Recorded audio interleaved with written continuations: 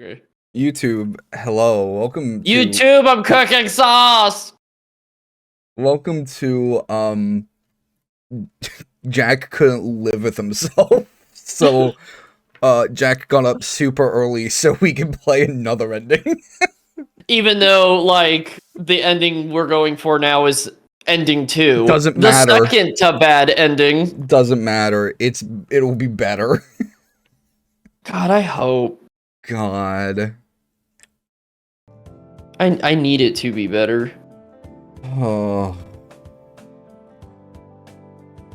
Okay. Let's get the game up.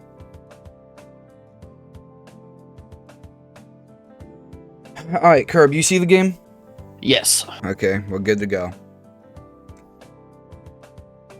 Let me just, that's OBS. Why is it on this screen? No. Let me just get the guide up. Okay. So our goal for today is Inko needs to have greater than, a less than or equal to 3 points, and Olivia needs to have greater than or equal to 3 points. Okay, so we just need at least 3 points for each. Yes. Yeah, okay. Well, no, Inko can't go higher than 3. Yeah. Okay, so he has to be 3. She needs to at least be 3. Yes. Okay. Okay. And the skipping. Yeah, we're going to skip, everything. Like, if you watched us new playthrough, we're going to skip a lot.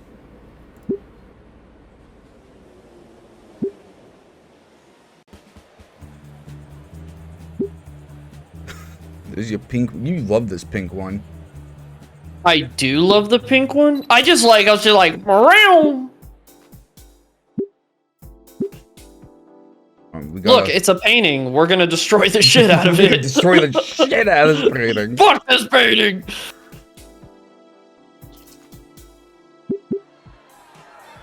Here we go. We'll watch the animation again. Yeah. I mean, I think I think we should always just watch the animation. My leg! My leg!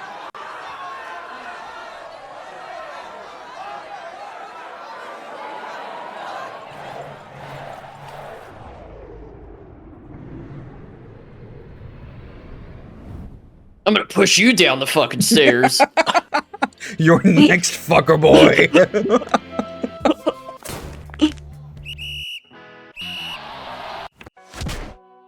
I love the skip option so much. Yeah. It is so. You love the skip option, Inko? Oh, Inko. The skip option. Why did you skip me, Inko?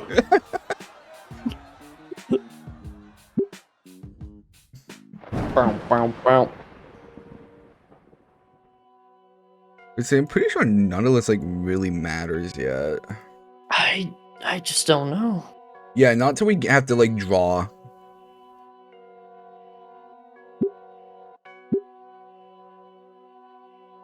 Who's sending me stuff? It's you. You're sending me a Vaporeon. Very cute. Yeah. Well, it's in the sink, which is adorable. Alright, here we go. This is the first major choice. I thought. Moving on. I don't think we are. Inko, am I cool yet? Let's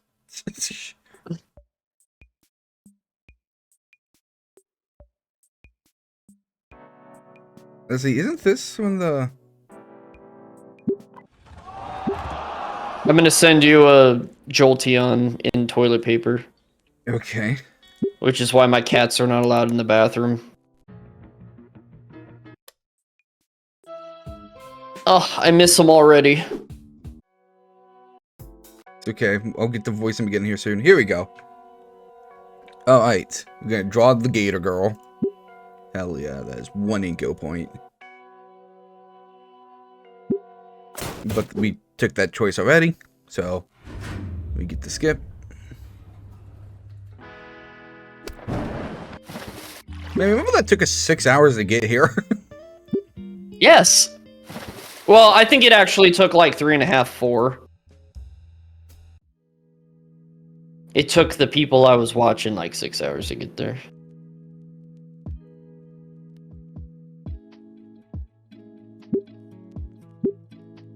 I mean, we started off so well. I'm glad you think so.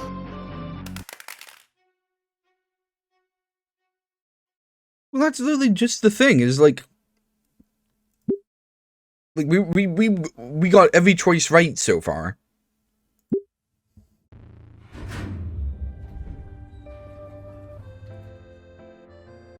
You son of a bitch!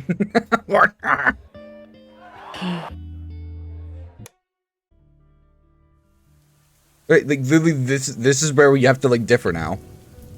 Okay. Let me. Okay, so yeah, this is where we get the difference. We actually have to voice act. Okay. Okay. But why do all this?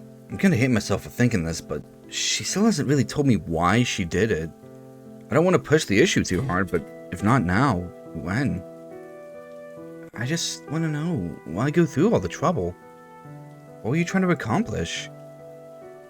I immediately regret my words as I paint grimace on her face drives home the mistake she's made.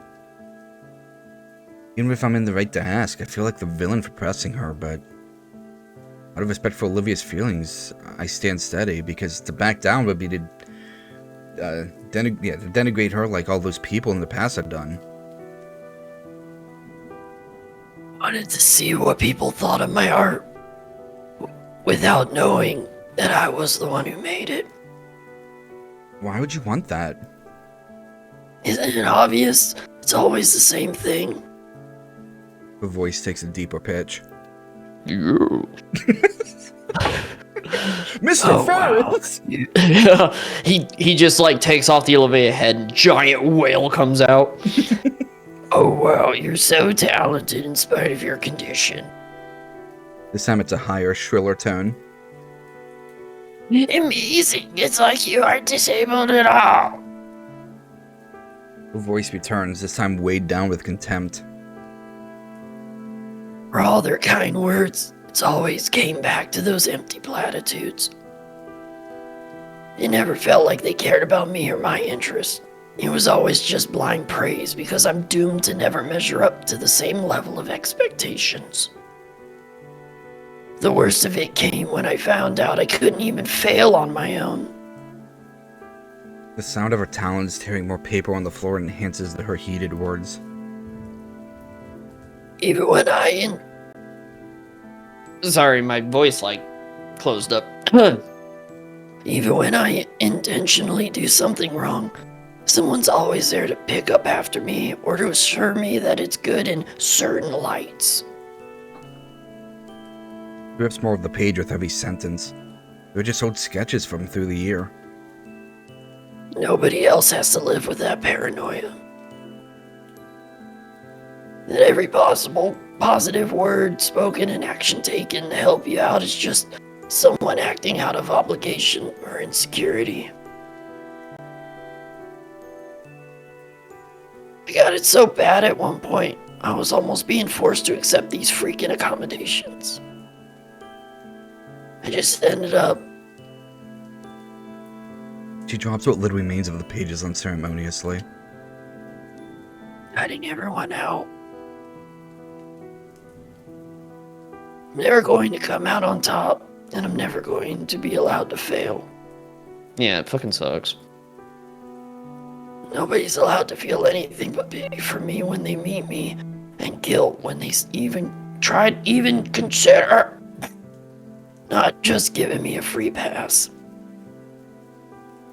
Nobody has any agency, and that's just how things are. The bell rings from a distance, signaling the end of lunch. Within my mind, I could vividly imagine the sound of your classmates grumbling complaints as they shuffle to class. Instead, I choose to listen to the rain, how the soft pitter-patter of droplets land atop my umbrella before slipping gently to the ground around us.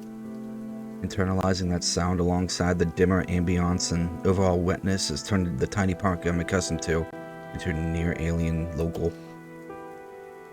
I wonder to myself if this is why Olivia came out here. In a small way, all of her work seems to revolve around average places, but altered with unnatural and beautiful overlayings. creating from the familiar and yet adding in the fantastical. Look over to Olivia, who also seems to be lost in thought. That does sound pretty rough. You going to be alright? No. No.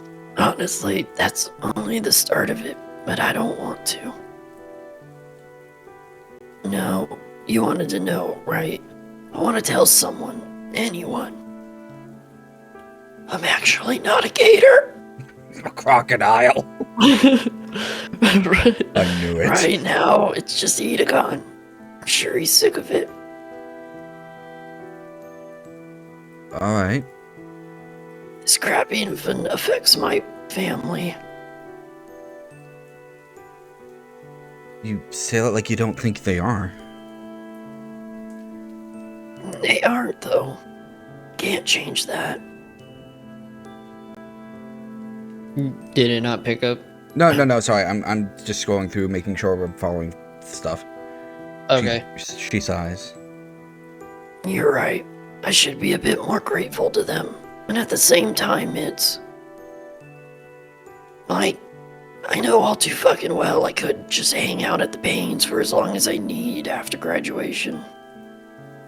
They're just too nice to not, and the arrangement with my actual father could probably last indefinitely. I could just detach from society and leech off of everyone around me forever, and it'll still just be pity and guilt. But you saw them at the pool party. They love you. I love the pool. I know. It's all the I know, fun. and I hate it. And I want to love them back, but I just can't. Not now. Not ever.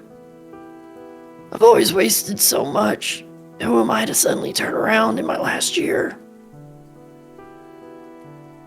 I just want to get out of their hair, not waste their time anymore. Otherwise, I'll be the one hurting them, wasting all their patience and kindness for years like I already have, and I'd never be in the wrong. Who the fuck wants a free ride through life like that? And that's all I have waiting for me, realistically. Damn it. Why am I telling you all this? Olivia clutches her throat. Her voice has gotten strained and weak. It hurts to speak at all, but she's just been letting it all out. Hell, what am I doing just watching? Such an idiot. I rummaged through the insides of my backpack again until... here it is. Pulling out a water Sauce. bottle. Kerb is saucing. Pulling out a water bottle, I offer it to her. She eyes it on the She eyes it on the ground indefinitely, then goes to drink it. The whole bottle is finished in one go, and she drops it in the growing pile of trash. Thanks. I give a silent nod. Looks off into the distance again, picking up her train of thought. That's why I had to do it. I had to know if I really was good at something once. Really, genuinely good. No false praise, no parasocial relations where I'm verbally flated. Yeah. Okay. Flated so everyone else can feel better for it. I had to know my art was real. That I could be something for real. That's why that I have a real way out. Edagon assures me all the time it's good enough. Fuck, why didn't I listen to him? He probably knows everything by now anyways. He usually does. Honestly, taking all of this in at once is challenging to digest, to say the least. You said you expected to get caught. Yeah, I said I wanted to be. Wasn't even sure other people would see it. If you caught it fast enough and switched it back thinking it was a bug. Then you started getting all the praise out of nowhere. Yeah, I did. Seems a bit sad in retrospect.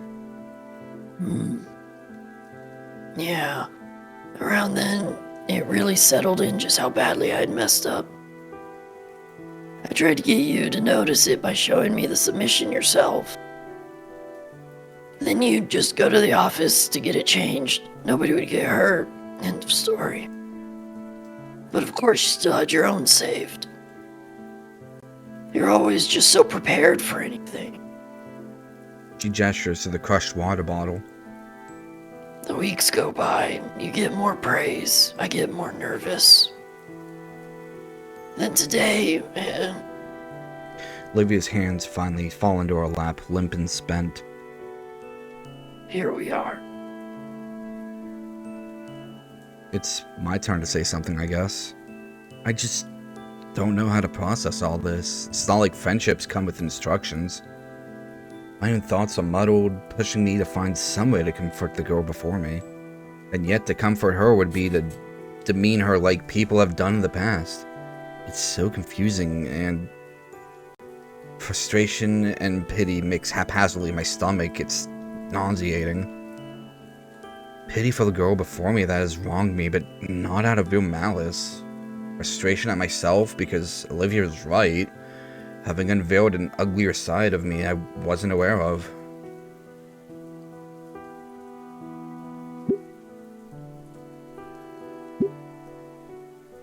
Well, we will press no further. Ending this scene abruptly. Say that's 2 and 2. Yes. Okay, so, Kerb, this is the equivalent of the rooftop scene in Snoot Game. Pretty much. Gotcha. But we're Gotcha. cutting this scene short because continuing would mean Ben's story becomes true, and we get another Olivia point, but we're going to get Olivia points later on, so we can enjoy this scene for a later ending. Fair, yeah, no. Yeah. I know, we're going for ending 2, so Yeah. I'm just looking at the scores. Yeah, here we are. Olivia stares at me with puffy eyes as if expecting me to scold her like she's some misbehaving child. Instead, I hesitantly place a hand on her shoulder as some sign of support. Thank you for telling me all this. Olivia uses the cowl of her hoodie to wipe her eyes. Actually a little surprised to see smudges of mascara come off. Didn't think she would wear makeup. It looked so natural on her. As I watch Olivia try to recompose herself, I can't help but be happy that she'd let her walls down so much for me to see. Do it for me, Olivia. I don't think you have to hide yourself behind curtains to know if people genuinely enjoy your work. Every morning, everyone who walks into school gets to see the beautiful mural you made. Most of them probably don't know that you are the one that made it, but it'll always stick with them, like it did with me. Even with her head down, I can see a smile beginning to form. So, for what it's worth, I forgive you. Olivia nods, eyes still somewhat teary from her little episode. Oh, thank you, Iko. Hear my face warm up. It's nothing. It's not nothing, though. The warmth grows more intense as silvery eyes still wet with spent tears look into mine. It's not unpleasant, but I'm scared of the temperature possibly making me sick. She's also looking dead tired. All this is taking a lot out of her. I know, I didn't mean it like that. It's just... I'm glad to be friends with someone as talented as you, Olivia. She recoils a bit from the compliment. They must be the first in a long while to be getting through. Tell you what, I'll forgive you if you teach me. You already said that. Olivia looks down in contemplation. But alright. I'll teach you how to paint. But you should know I'm a lousy teacher.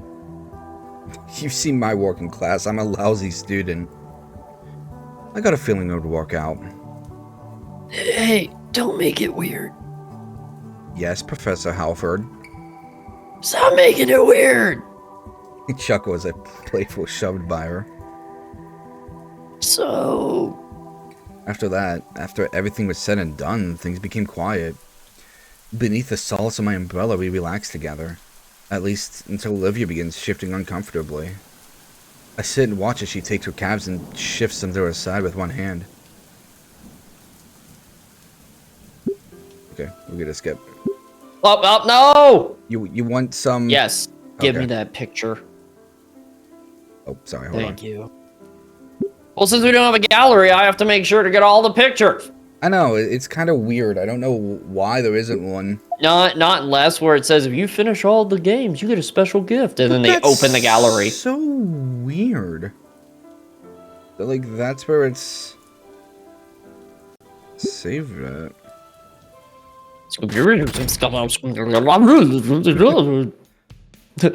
Oh yeah, racism. Oh yeah, segregation. Oh no, these fucking people. Okay. See, I don't know what it is. I'm trusting you in the guide. No, this is to cheer Olivia on now. Oh, okay. Because we didn't, and that's so weird that it's like, but okay, whatever.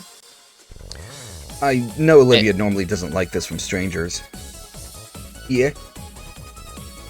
Yeah. Yeah. Yeah. If I'm a stranger to Olivia, she knows my intentions. We're friends. On screen, it looks like the characters are about to strike one another with their feet. I mean, As they do. I think Olivia's supposed to be up here, but hey, you know, whatever. Yeah. We kind of broke the scripting a little, but that's Ego! fine. Get the fuck out of the way! You're so good, Olivia, you can beat this guy without seeing the screen. I cut my hands around my mouth. Go Olivia! You got this shit, girl! Damien recoils from my scream. Or maybe I popped his eardrum, judging by the glare he levels at me. Then he raises 2 fingers to his mouth. Is that supposed to be a... Yeah, a whistle, I think. Okay. Whistle! Heck yeah, you got this! Even Liz tries to join in, shouting down at the crowd with her own cheers. Oh, you know what would be cool? You could do it, Hot Wheels! Yeah, go Hot Wheels, go! Olivia flinches and turns her head to look back at us a bit. Curiously, so does our opponent. She sees us. The fuck are you talking about? What the fuck? Why are you bringing up her disability? That's so uncool. She sees us cheating and she gets her usual disfavoring furrowed brow. No way, I'm sticking to my guns. Eyes on the screen! Hot Wheels, he's gonna get you! Beat him without even looking! He stares right through the crowd at me. It's only an instant, but it feels longer. But her subtle scowl cracks. Then it completely folds into a smirk back at us. She faces back to the screen with renewed vigor. Buster shakes his head to snap himself out of his own slog. Looks like he was the one intending to lose by a little. He's picking up the pace now. Only... He's so good, she's using, Inko. She's using his hands. Yeah. Yeah. Time! The match time's out. Bah! Dang, wanna go another round? People need a winner. Chili, mind if I run to the restroom real fast? Shit, yeah, it's, down that way. Olivia turns and smiles at me again. It's warm. Then she goes off to the restroom. Buster waits for her Buster waits for her to be out of earshot and scrambles over to Damien and I. Hey, you two. You guys weren't serious, right? Huh? You were saying Hot Wheels. That's not really her, right? The Hot Wheels from a decade ago? Yep, it's her. Why? Damn, I feel like a jackass now. Oh. You were throwing for her, weren't you? Oh. A little. Your buddy Finhead gave me some sob story about her during our match, and I felt bad, okay? Who wants to be known as the asshole that picks on Gators? No one wants to pick on Gators. Ooh, Buster's being hospitable to the young lady. Shut the fuck up! Yeah. Who the fuck? Shut the... Yo, Buster, you simping! Baby! You see that, Gator? Fuck. Piss off. Totally would. But yeah, I didn't mean any disrespect or anything. Crap, I didn't know she had a history here. I should have more respect than that. He sighs. Well, what do you do now? Kick her ass. Yeah. Play for real. It's what she deserves. That's all we ask. Just punches him square in the face. I know what you did last time. I saw. You got ending one blind? Wow. What the fuck, man? Buster nods. Holy shit. Buster nods, turns with a thumbs up. He cracks his knuckles and neck in preparation for his first legitimate match of the day. You're still kind of simping, though. What the hell up, Dave? Okay. Oh, Dave and Buster. Ah! Olivia returns, sliding up to the machine once more. Thanks for waiting. No problem. Ready? You know it. Good, because you're going down this time. And then Algood. They give each other one last competitive leer before putting all their focus on the screen.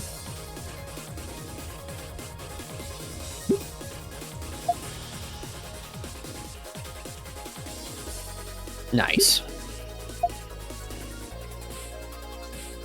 Just as before, Butter chooses the OP character and Olivia picks Wani Long. As soon as the in-game announcer yells fight, Buster immediately goes in for the kill, a little opposite to how he was playing last match. He catches Olivia off guard for a moment, leading her character to eat a massive combo that takes away a good chunk of her health. True to his word, he isn't holding back this time for Olivia's sake, dealing her the same level of beatdown brutally he gave the opponents before her. This seems to only invigorate her, putting her skills and hands into overdrive. Even though Buster is going at full force, Olivia still manages to get Wani Long to land a few punches and kicks, along with evading some attacks. The crowd seems to notice the appearance of Buster's lethality, causing an uproar of cheers and whoops. Damien, of course, follows suit. You got this, Hot Wheels. Kick his ass. Can't let him be the only one, right? Show him why you're the champ! Unfortunately, not even Olivia could beat Buster's two fighting skills, and like his previous opponents. Ayo, bold wins. The crowd is a mix of groans and cheers and excitement at the ill-fated defeat of Olivia. Buster crosses his arms, basking in his self-pride of beating the legendary Hot Wheels. Damn, you really handed my ass to me. Didn't say I was kind of a big deal around here, didn't I? Did Yeah, you? yeah. Yeah. Yeah. Though I gotta admit, you gave me a real challenge. I see why you were known as a champ. Thanks. If you're ever up for a rematch, you know where to find me. Over there. Yeah, I live here. In the supply closet. With that, Olivia makes her way over to us, a smile beaming across her face. Alright, who's next? We exit the crowd into a more spacious part of the arcade. That was awesome, Liv. You really gave him a run for his money. Oh, right. I mean, I know I'm a bit rusty, but the moment I got my hands on the controls and he gave me a real fight, I was so close to beating him. Despite having been outmatched and losing to Buster, she seems to be having even more fun than ever. I'm feeling all jittery after the fight. That's the gamer rush settling in on you. Hey, you know they sell food here, right? We should get some snacks to celebrate. Well, I was smelling grease. I was just assuming it was... He takes his own order and starts marching off in another direction. Damien, wait for the rest of us.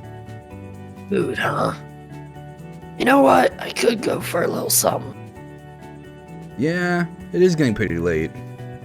Come on, they went this way. Olivia starts plowing through the crowd once more. Oh boy, this again. We'll call it exercise. And... Yeah. Gundams. Oh, up. I know. I was waiting for it. Thank you.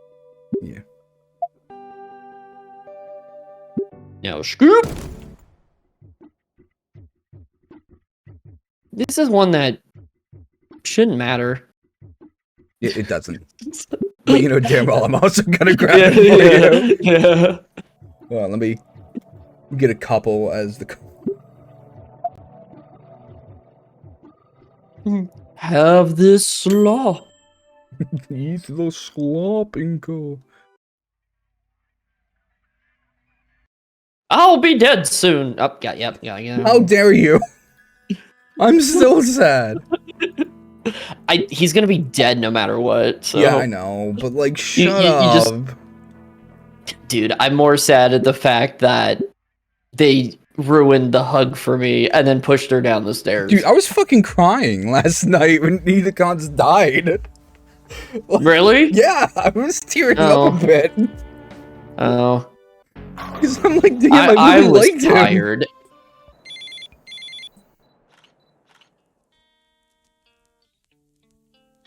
Okay, well, Hold Inko's at 2, Olivia's at 3. Yeah.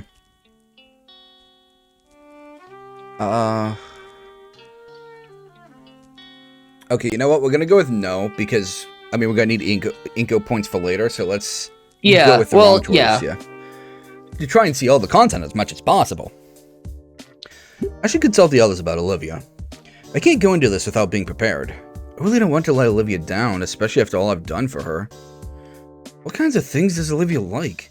What kind of things do girls in general like? I might be able to find some pointers online, too. Well, by the end, I can be a good boyfriend. I just need to figure it out how. When I reach for my phone, my fingers brushed the camera that still hung around my neck. Wait, I still need to take these pictures, so I can't just drop this entirely. But definitely don't want to let Otacon down. Even though I'm not that good. Sounds. Well, Ben's been on top of his game all night. Kerb's getting soused, and I don't wanna. Kerb's getting soused, and I don't want to continue without him. Well, Ben's been on top of his game all night. Even now, he's still snapping up shots, so I'm sure Otacon will have enough by the end of the night. It's not like I'm offering anything crazy valuable here. I'm headed to the far window of the hall and find a way to slip outside. Phone in hand, I scroll through my previous calls to find Damien. He'll have all the info I need. He called me the other week to ask if the following day was a school holiday. On a Saturday. Ah, here it is. Just what I needed. Now, as I listen to the dial tone, all I can do is wait. Come on, pick up. The cool evening air of autumn nips at my skin with a slow breeze ruffling the branches of nearby trees. Some leaves are blown lazily off the branches, drifting with each other to a songless dance. I did always prefer nature photography. It's a lot less hectic compared to tonight. Hello, Payne residents! Huh? Oh, sorry, Miss Payne. I thought this was Damien's phone. It is. He left his phone on the table while he takes the trash out. One moment. Damien, sweetie, you have a school friend on the phone. Ma, I told you not to answer these spam calls. It's Inko. Oh, snap, cool, thanks, Mom. Hey, Inko. Yo, poggies! Big poggies! I can make out the frantic shuffling of the phone. What do you need me for? Okay, just play it cool. Yeah, I want to fuck your sister. Shit! Yeah, just play it cool, just play it cool. What are you doing Saturday night? Fuck, man. Oh, you know, this and that. Hanging out with Olivia. Okay, I can do a work with this. Right, I wanted to ask about, how do I even ask him this? Well, I want to be a better friend for Olivia, right? Uh-huh, yeah, I'm following. I was wondering if you knew anything else I should know, you know? The silence lets me know how stupid that sounded. Huh? Well, I think she likes anime, and soda, and the arcade. But didn't you know all this already? I do, yes. But I mean, like, anything a bit further than that?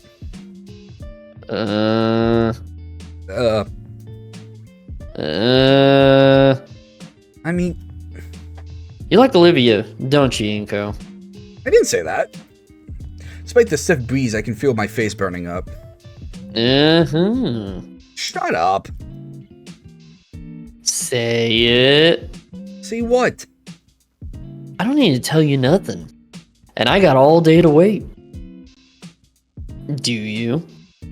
Damien, I'm serious. I need some help here. I'm serious too.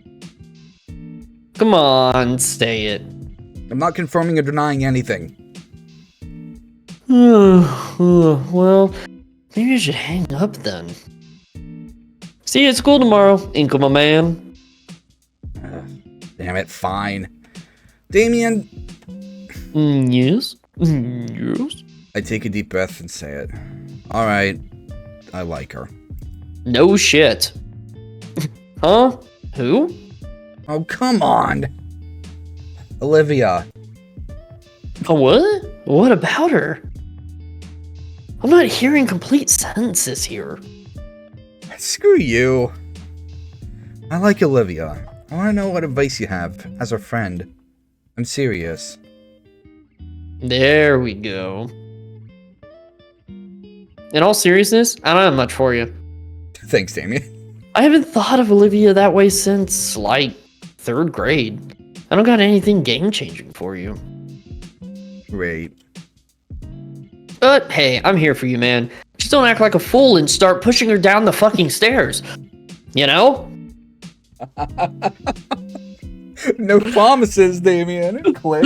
I will beat the fuck out of you and break your goddamn camera. Not in the slightest. I'm saying, look, you're calling because you think there's some big secret here, right? I'm telling you there isn't one, and that in itself is an advantage. You don't need to be focusing on, like, strategy. Just let it happen. Yeah. Yeah. Yeah. Yes. Wait, does she know? Yes, indeed. No, I don't think so. I think she likes me too. Well, yeah. That's the long and short of what I got. Have you ever been in a relationship, Damien? A few. Nothing serious, though. Hey, wanna go to school dance? That sort of thing. Damien, are you asking me on a date? Yes. Fuck it, I Yeah. got nothing else. Never went anywhere, you know? Yeah. Alright, should get back to it. Sorry to bother. Hey, call anytime, man. Thanks. No, Sing. Inko. Call me anytime. Call me. See you later, Gator Dater. Oh, that's adorable. I bet you were so happy you got to say that line. I fight the urge to throw my phone into a brick wall. That was completely pointless. I place a hand on my forehead and take a deep breath. At this point, I should just try and get some photos to look somewhat competent at my job. I slip my phone back in my pocket, grab my camera and begin walking around the hall. Doing my best to look for the opportunities to snap some decent shots, I do a lap around the hall, even though I'm still struggling to find anything good. It isn't long before I notice Ben across from me, and from the looks of it, he's managing a far bit better than I am. Not only is he finding better shots than I am, but the guests are going to him to ask for shots. Actually, the more I think about it, Ben might actually have some decent advice to give, right? Better than what I got from Damien, at least. Damien literally gave the best advice ever. Like, Yeah. What do you mean? Dude, just chill out. Let it happen. I surreptitiously maneuver around the various wedding goers, impeding my path, trying to get to Ben. Eventually, I have an opening while Ben is currently taking a picture of another couple by the table. Not wanting to seem like I'm lost, I try to blend in and join him. I get near Ben and get down on one knee and propose to Ben. Yeah, propose to Ben. To take alternate angled shots of the couple. Damien was a waste. Marry me, Ben. He meant nothing to me. But you're the Gator Dater. I want to give him like a shirt that says Gator Dater on it. That's really funny. I want a shirt that says Gator Dater. But that's a child at my feet. Hello. The door is closed. Hello, tiny child.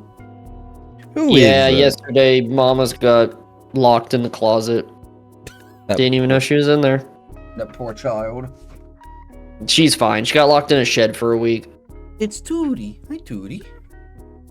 As if he had a sixth sense, Ben quickly notices my presence, shocked that I was next to him. That I was next to him, even. Inko, what are you doing? Proposing? Yes. I just want to get some alternate shots for the lovely couple. Just in case they would like them, you know? I give off an awkward laugh, though it's not amusing to Ben. He gives me an icy glare that sends shivers down my spine, as I've clearly stepped onto his territory. I think it'd be more efficient if we work in different parts of the venue. What if there are people over there that want their picture taken? If the people over there wanted a picture, I wouldn't be here in the first place. Ben wordlessly goes back to snapping photos. I get back on my feet and lean close to the preoccupied Parasaurolophilus to talk to him. Look, Ben, I need some advice. Thank you, young man. No problem, ma'am.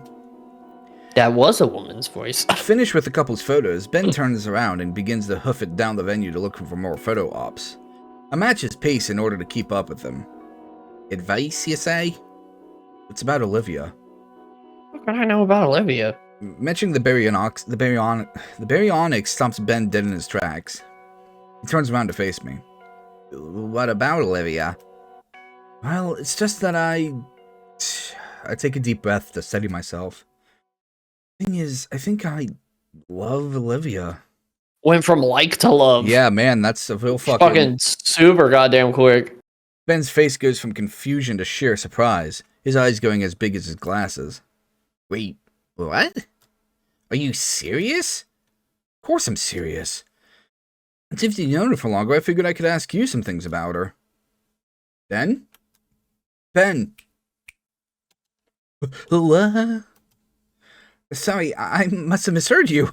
You said you're in love with Olivia, and I did. Or I think I am.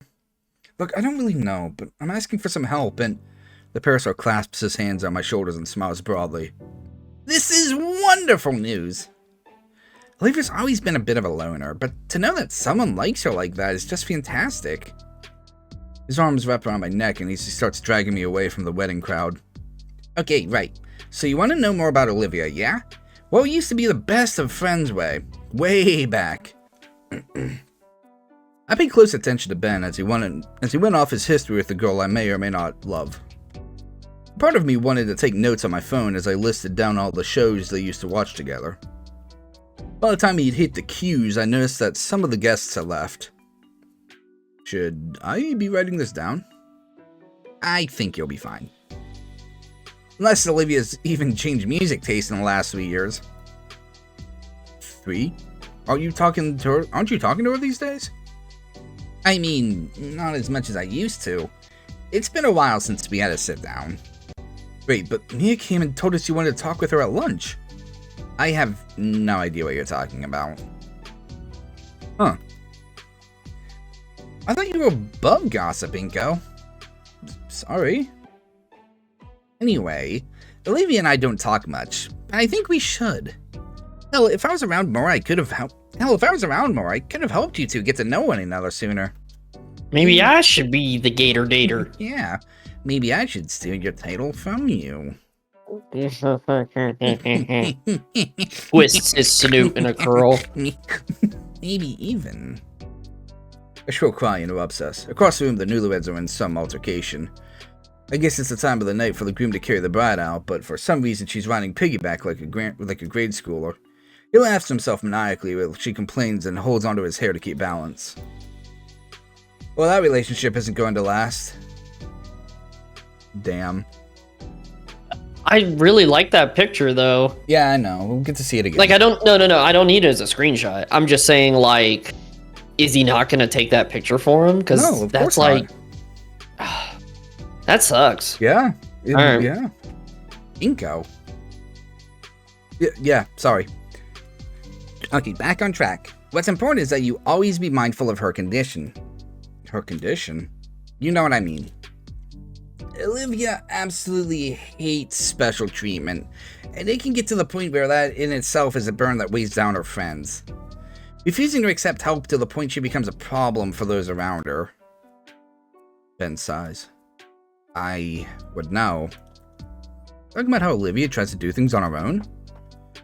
Yeah, like, all the times I've tried to help her out, she just gets all pouty and silent as if I was stepping on her toes. No wonder people try to avoid her, you know? You can't just keep pushing people away. I care about Olivia, but she doesn't do herself any favors. Truth be told, I'm a bit excited to hear this from you. If you could get through to her, we could be friends again. I'd definitely do it right this time. I don't want to impose anything on her. That wouldn't be right. Well, see, that's exactly what you want to avoid. Otherwise, the relationship is going to be one-sided. One-sided? Relationships are all about mutual respect for one another. Anything less than that is unreasonable. Without that understanding, it's doomed to fail.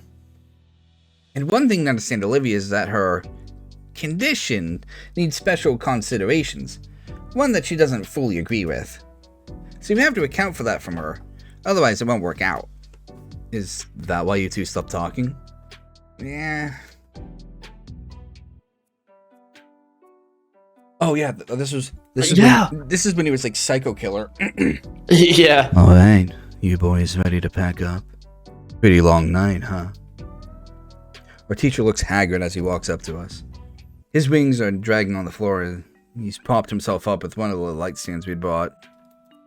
Despite his exhaustion, he's grinning wildly. You two enjoy your first work experience? We didn't do shit. Oh, absolutely, Mr. Idacon.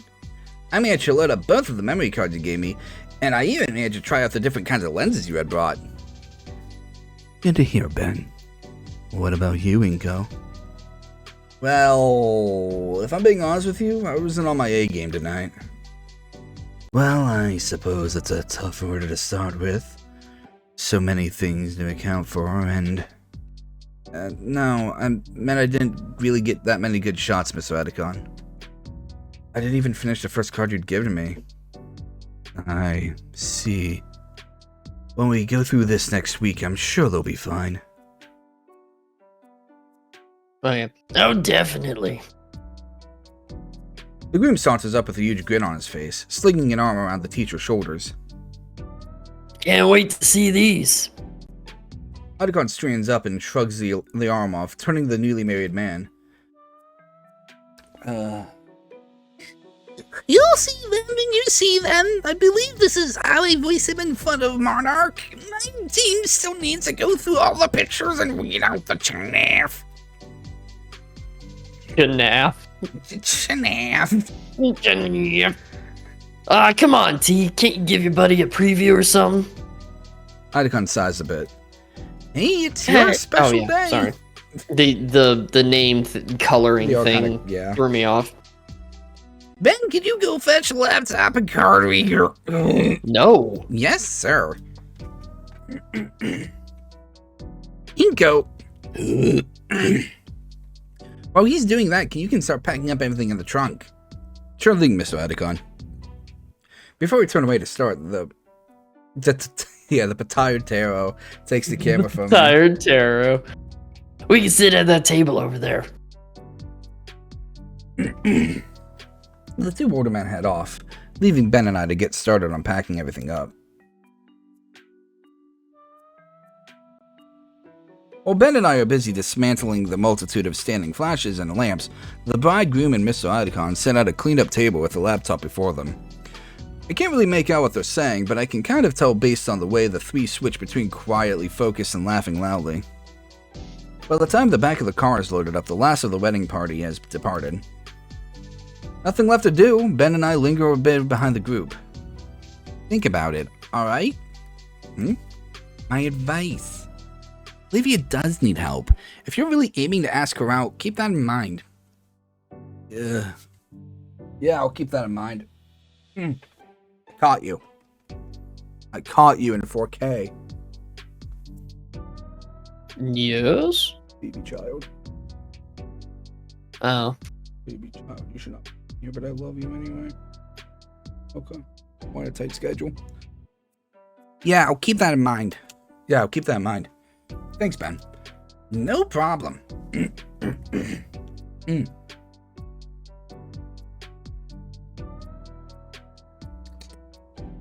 And we're done.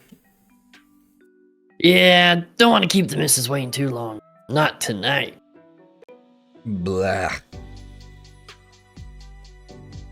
Really? You guys are like seniors. Ha, all right. Good night, everyone. I'm the monarch. He points to me from a moment. Oh God, I used to. Oh, honey. I love this man.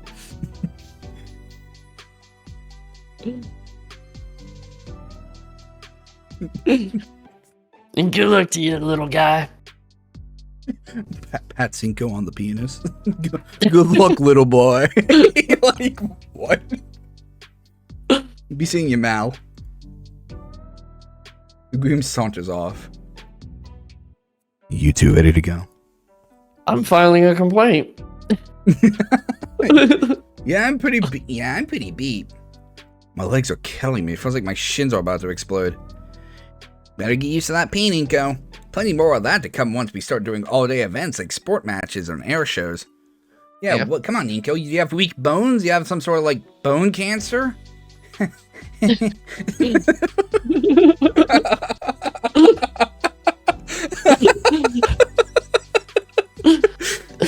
Just, like, slow zoom on Mr. Idacon's dead stare. Any advice you can give me to avoid the pain? Yeah, don't get bone cancer. Ben taps his chin.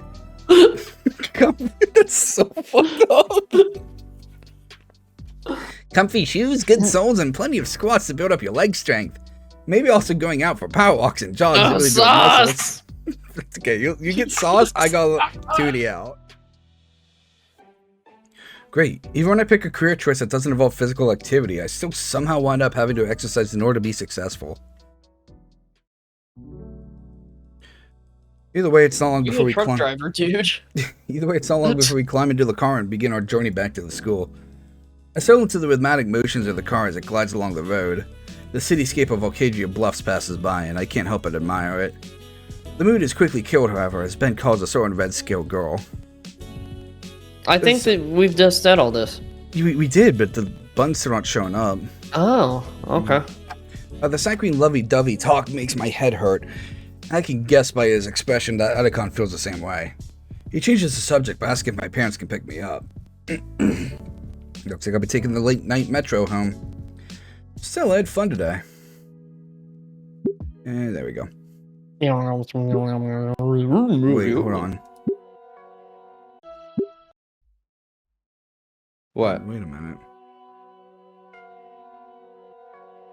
That interaction's supposed to change. I guess not. I mean, we're still on bad ending. Hold on.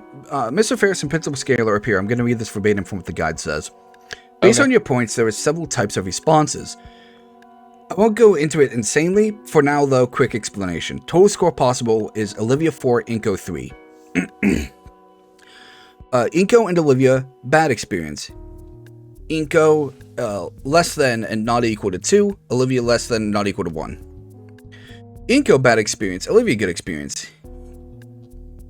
Inko is, yeah, this is kind of like a word salad. So in order for them to have a good experience, it has to be the best possible. So which one did we have? What, from before? So Olivia had a bad experience because she was complaining about the ramps and all that. I mean, again, this part just seems like it would be the same. Yeah, apparently you change it.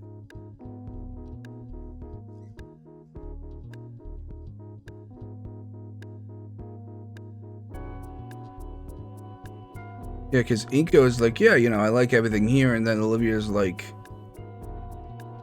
yeah, okay, well, whatever. Okay. Moving on, I guess.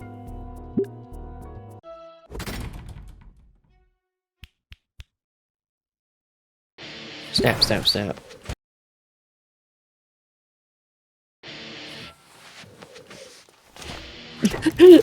The way that, like, he acts like the tail is, like, fucking poison.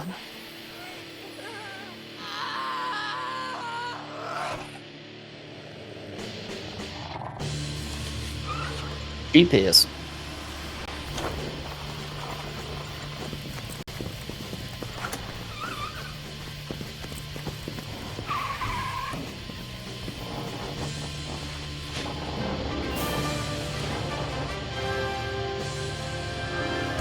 Yeah. Yo, we got a follow during that. Lovely. Irvin 172, During... thank you. The animation. Oh, nice. Yeah. It is a good animation. It is a good animation. It's definitely worth a follow. Yeah. Okay, let's see here. Now, are you going to do the same or the opposite here? We are now going to not take the key. That'll give us Olivia 4, Inko 2, and we will down by that to the end. Oh, okay. I'm still going to save. Yeah. Just in case. Okay. Skip. Okay, we're not taking the key. Okay.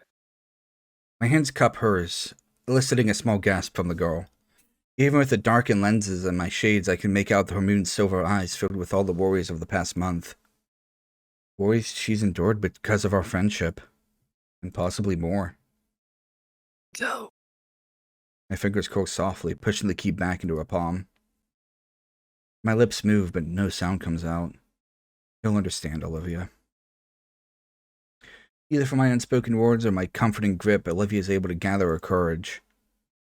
We share a simple nod, and her hand finally moves to the panel.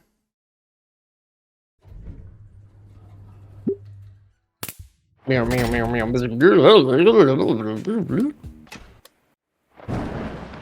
Oh god, it's monsoon season. Oh, shit. Oh, fuck. Go back. I don't know if we're gonna... Here we go. It's time to fuck shit up.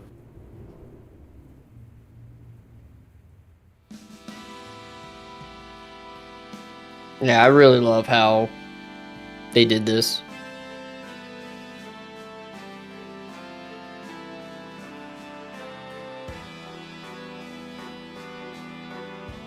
Screenshot. Oh.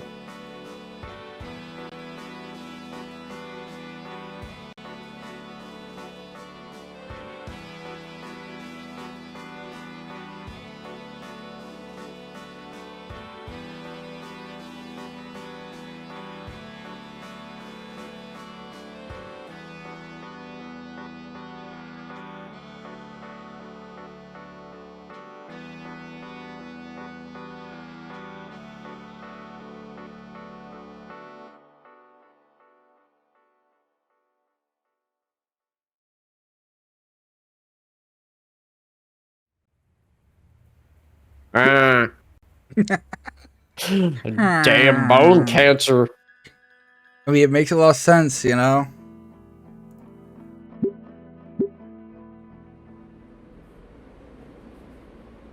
Oh.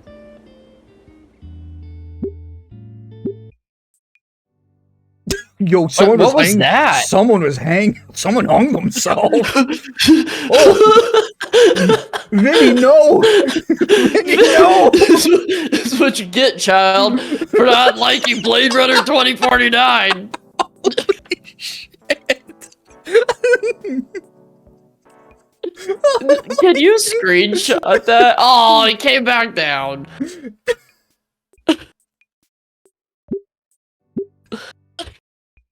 Oh, he can replicate it. Well, man, but we did a good Inko too to go along with it. There we go.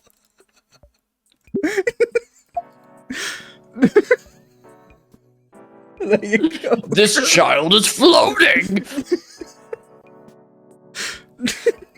Just screaming at the floating child.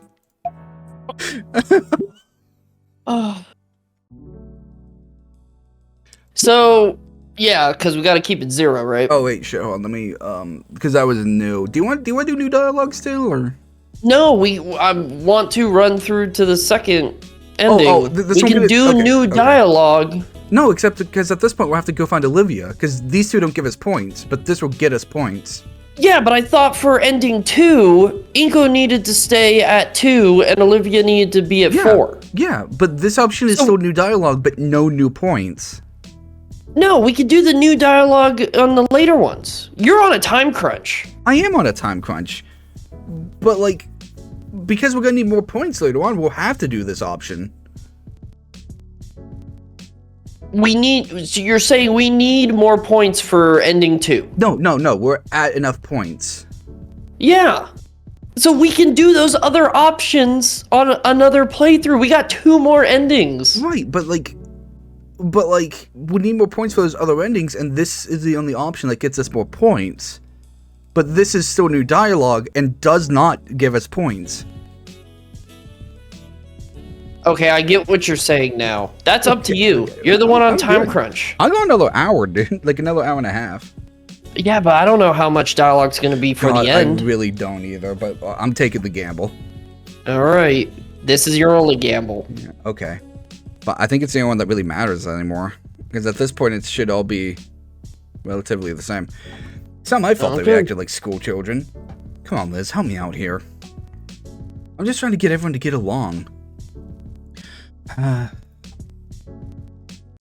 You think I don't want to? Not while you're snapping like that and refusing to apologize. Apologize? For what, Inko? In case you've forgotten, I invited everyone here. This whole friendly outing was my idea and my expense. Yes, I intended for it to be a date. But the least you could do is not be weird about it. I'm not trying to be weird. I just hate the idea of letting you guys down. You get me, right? Yeah. Can we try to smooth things over with Olivia? I got a plan. When she gets back, I can chime in. Then everyone can get along, alright? Sure, I guess that's best for everyone. Why do you think this whole thing is a bit of a mountain out of a molehill? It's just one small argument. I appreciate it. I focus on my food and what I'll say while we wait for Olivia's return. Liz offers to trade bacon strips for a few onion rings. Sucker. Finally, Olivia comes rolling back to the table. Back. Hey, you were gone for a while. Yeah. Dipshit. Things cool here now. Yeah, checking for lice. Don't mind me. Just like You are right now checking for lice. no, Inko is. Oh. Because of like yeah, you know. The portrait's broke again. It's funny. I was actually about to say something about to resolve everything. Oh, I get what you're saying now. Yeah. Yo. This was right. Olivia needs to think of others more. Olivia. You really did hurt Liz's feelings when you said you'd rather not be here.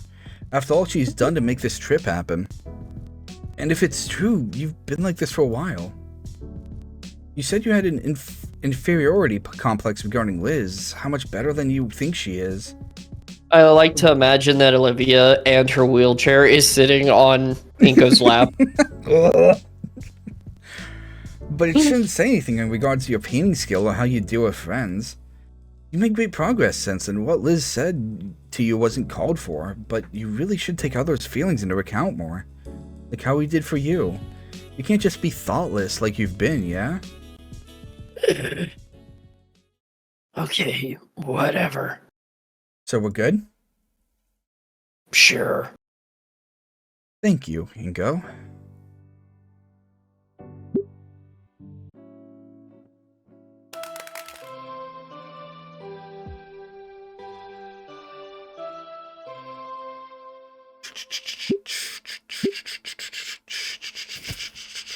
Hug, hug. That was 2 hugs in a row.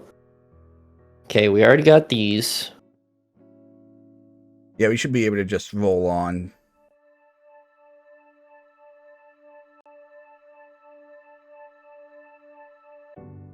Well, I'm trying to look and see what can be screenshotted. Oh, that's fair. That's why I was like, yeah, we got all these. Well, do you want to do Tuckwin properly? Because I think it's the only one we didn't do.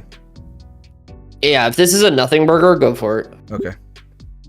Her brow scrunches up, and I can see the goosebumps spreading on her arms. Kneeling down, I take the edge of the blanket and bring it back up over her. As I turn from her, something catches my wrist. Okay, there we go. Ending 2. Okay, sweet.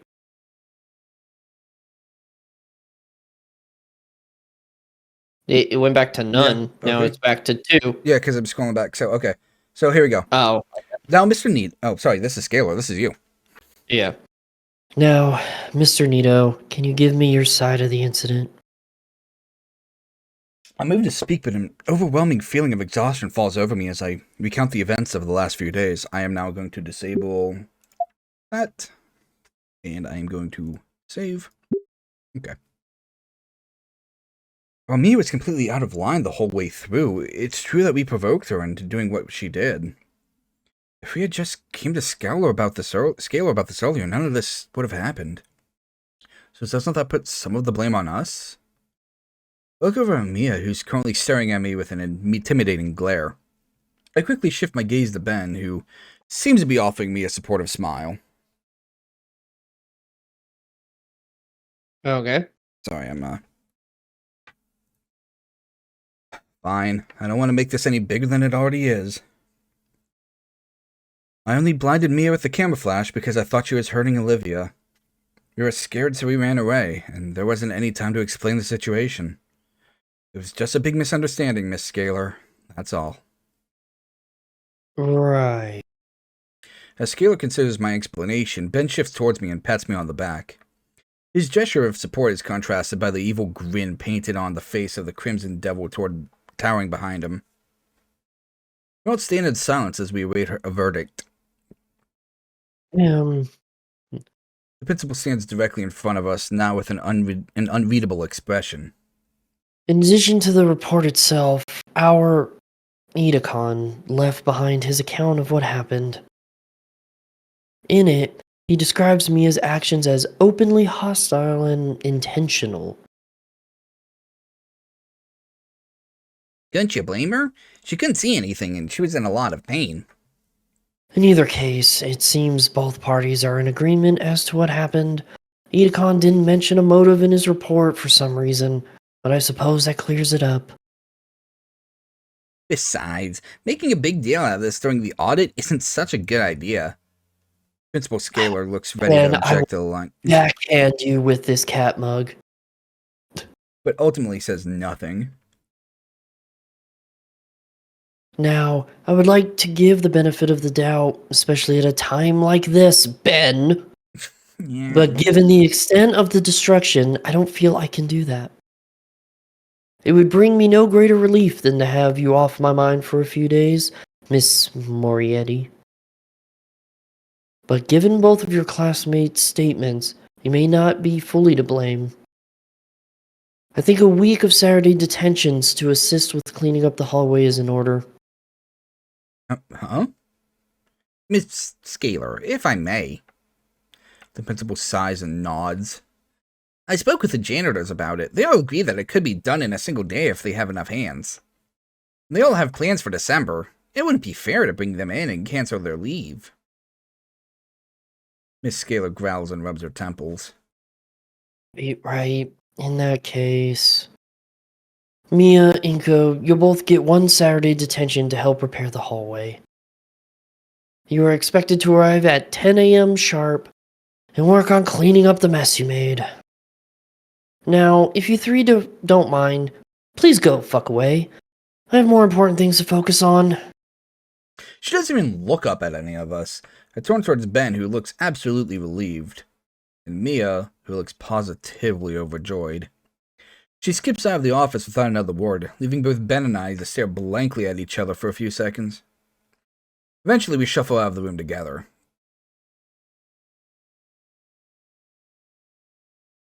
Well, I guess that's it.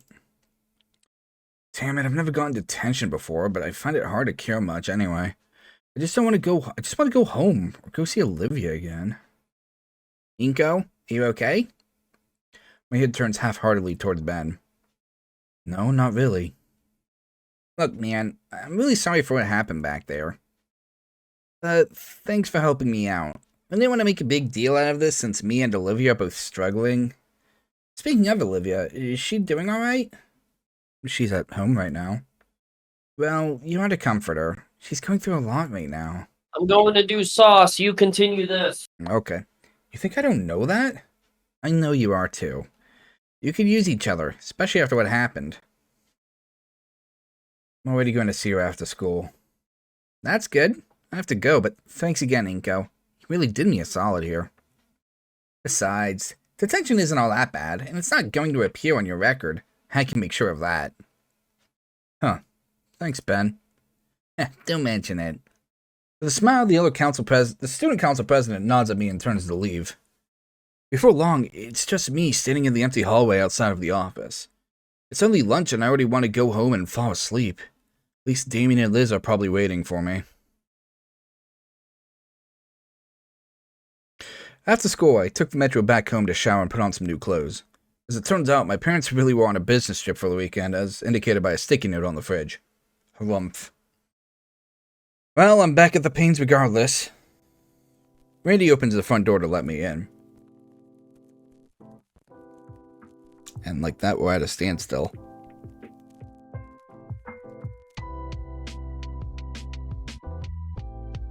Oh, shit, it's me.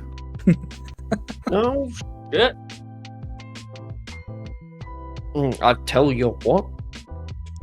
Oh, there you are. Damien mentioned that you'd be coming over later. Hey, Randy. Say, Inko, I was wondering if you wouldn't mind shoveling the snow off of the driveway when you can. So this is gonna be new? Apparently, yeah. Okay. Would really appreciate it, and I'll even pay you a couple of bucks for it. No need for the payment, sir. Thanks for letting me come unannounced again. Thanks a bunch, really. As Randy leaves, I collapse under the couch and let my head rest against the comforter. God, that whole thing with Ben and Mia really took a lot out of me. Rid of my heavy thoughts dragged my head sideways until I could see Olivia's bedroom door. My eyes linger there as I consider getting up to see her and just giving her some time to come out. She has to know I'm here now, right? She probably does. She also probably doesn't want to do her silly knee walk thing either. I wonder how mad she'd be if I got it on camera. Presence then cuts off my view before sitting right next to me. Hey, you alright, Inky? You were kinda out of it at lunch. For a moment I considered telling Damien what happened, but honestly, the last thing I want to do is bring this sort of drama into what I could consider my safe haven. Yeah, I'm alright, Damien. Just had a rough time at school and I'm hoping to take my mind off it. It's pretty understandable. I mean, well, with everything that's been going on and all. If you only knew. I do know. In an attempt to comfort me, Damien pats my shoulder. Tell you what. Tell you what? I tell you what. Oh no, Damien. Tell you what. You're becoming your father. Yes. I'll finish up my homework. No, it's happening too soon. Not like this. Not like this. I'll finish up my homework and then we can chill over a game of Rock Ring or something. Oh shit, I'm hitting puberty. Does that sound good? Yeah, that sounds good. What? Sweet. I'm actually 12. He's like an idiot savant. He's like, yes. Well, I mean, it makes sense to me because he's taller than Inko, right? Right. So when Inko is looking ahead through his glasses, he's looking at Damien. Damien's eyes are always kind of looking up, like he's taking a photo. So if you follow the eye line, he's just kind of looking at the top of his head. Like he's not even really paying attention, just blank stare, fucking Damien. He's staring at the reflection in Inko's bald head. He's looking at himself. That's what it is. Alone again. My stomach is aflutter. My stomach is aflutter with butterflies as I get up from the couch. Olivia's room is just a couple steps away, and each one stirs the butterflies even more. Once I reach it, I feel like I'm in the shadow of a colossal monolith. Come on, Inko, you just gotta knock. Damn it, arm, just lift up. Stop shaking. Knock, knock. Awake, Uncle Randy. It's me, Olivia. I hear a quiet shuffling before Olivia speaks up, more loudly this time. Inko. Yeah, are you... okay? Decent? Damn you, brain. Can I come in? Yeah, just watch your step. Watch my step. My hand is still shaking as it makes contact with the knob. With a deep calming breath, the butterflies finally start slowing down and I'm able to push the door open.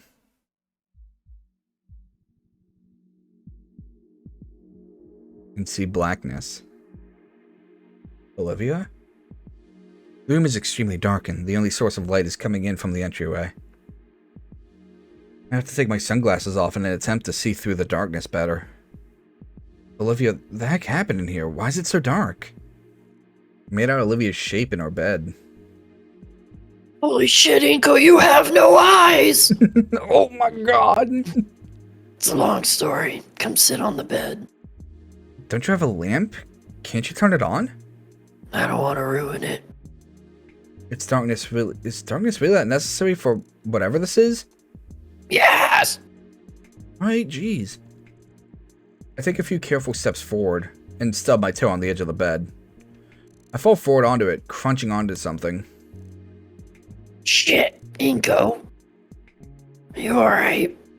Yeah. I have a better view now. Olivia sits in the middle of her bed, wrapped in her blanket. Surrounding her are piles of stacks of old drawings and sketchbooks through the years. They're arranged in rings around her. And I've fallen onto the outer ring. Oops. Oh, crap, sorry. You've ruined the ritual. Get up! Get up! I carefully lift myself back up. There's not too much damage. Olivia shoos me off that part of the bed. What is all this? Actually, how is it so dark to begin with? Don't you have a wind? I can explain. Oh, she fucking blacked out her window. Yeah. Please, do. I have a void. Remember the void over there? It moved to the window. Olivia knows deeply. After you left, I had some time to really think. It was just me and my thoughts, alone. Maybe a little too alone. Inko, have you ever played Doki Doki Literature Club? Yeah, I'm kind of feeling a little Sayori right now. What? Something within me just needed to come out. I just felt this need to. Well, I was inspired to do this. Some act of defiance against the world, or something. Still figuring it all out. I feel kind of bad now, just leaving you alone here. Sorry. Could have called out sick or something. There's no need to feel bad, though. I really needed this. Yeah, I was gonna say, it may be kind of weird, but doesn't mean it's negative. Because after I got everything set up, I got to thinking. And I had all day to do it. And you kind of put a lot of effort on me. Put in a lot of effort. Something. You wouldn't be proud of me throwing a pity party for myself. So all this, I'm getting it all out of my system. They're called performance pieces. When someone does this sort of thing. It's all I can do, but I think it's enough. A performance piece? Olivia, this is amazing. You're able to keep striving onward with your work. Thanks. I mean it, you're not missing a beat. Not letting what happened get you down. And here I've been all day, all gloomy. I admire it. Guess you're right. It's one way of looking at it. Do you want to come out into the living room? No, I think I want to stay here a little longer. It still hurts. Alright. I squeeze her hand and head back to the I door. squeeze her head. Like a hug. I thought it was like hugging, you know? Okay. I'll be out here for a while then. Just like Maximus squeezing that dude's head. He Yeah. Just squeeze the head, yeah. feel better, Gator girlfriend.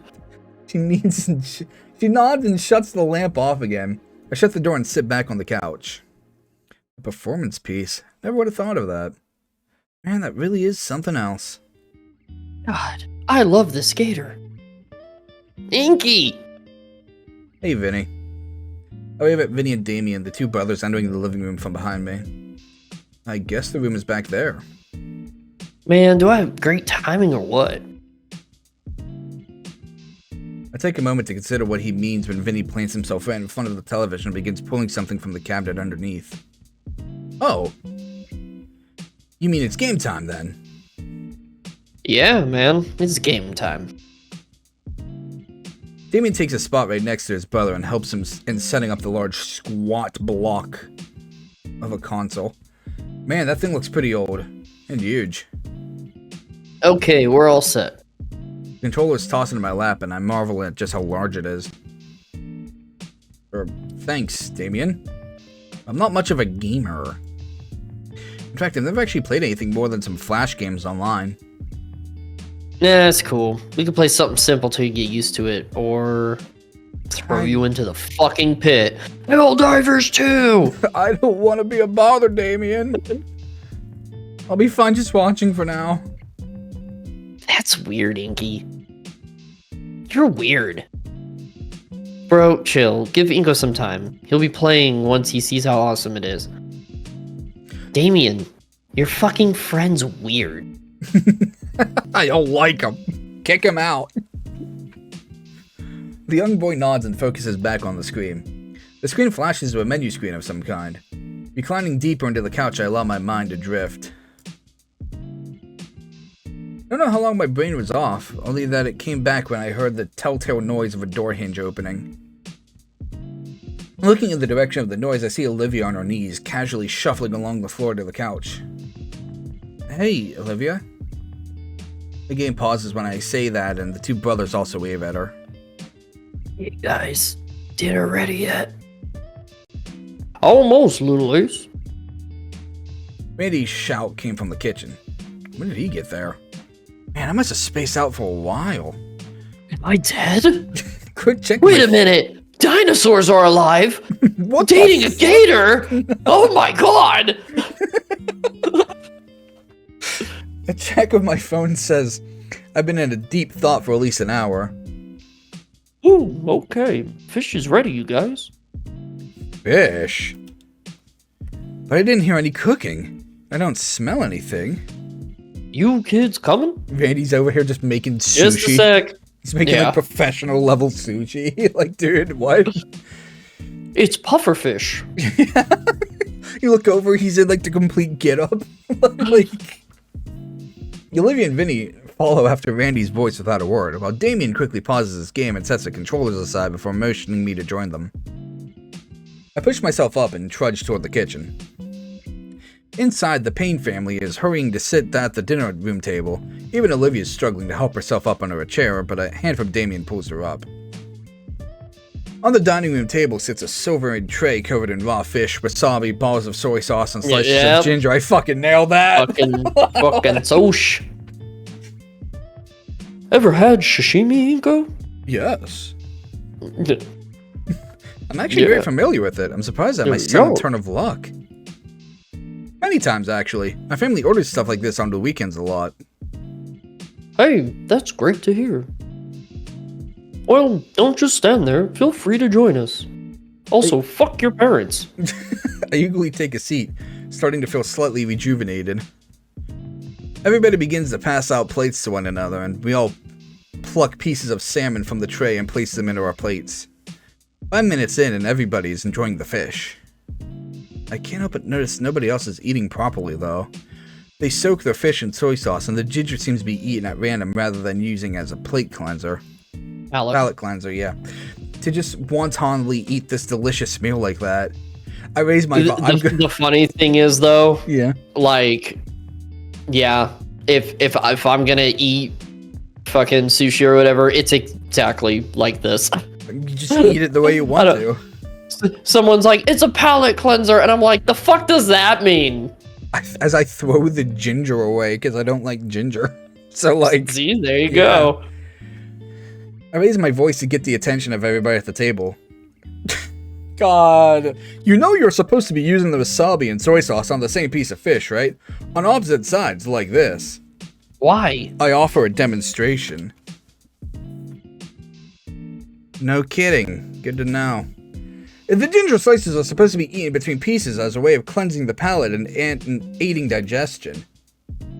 Come on, who has the time? Plus, I like the taste.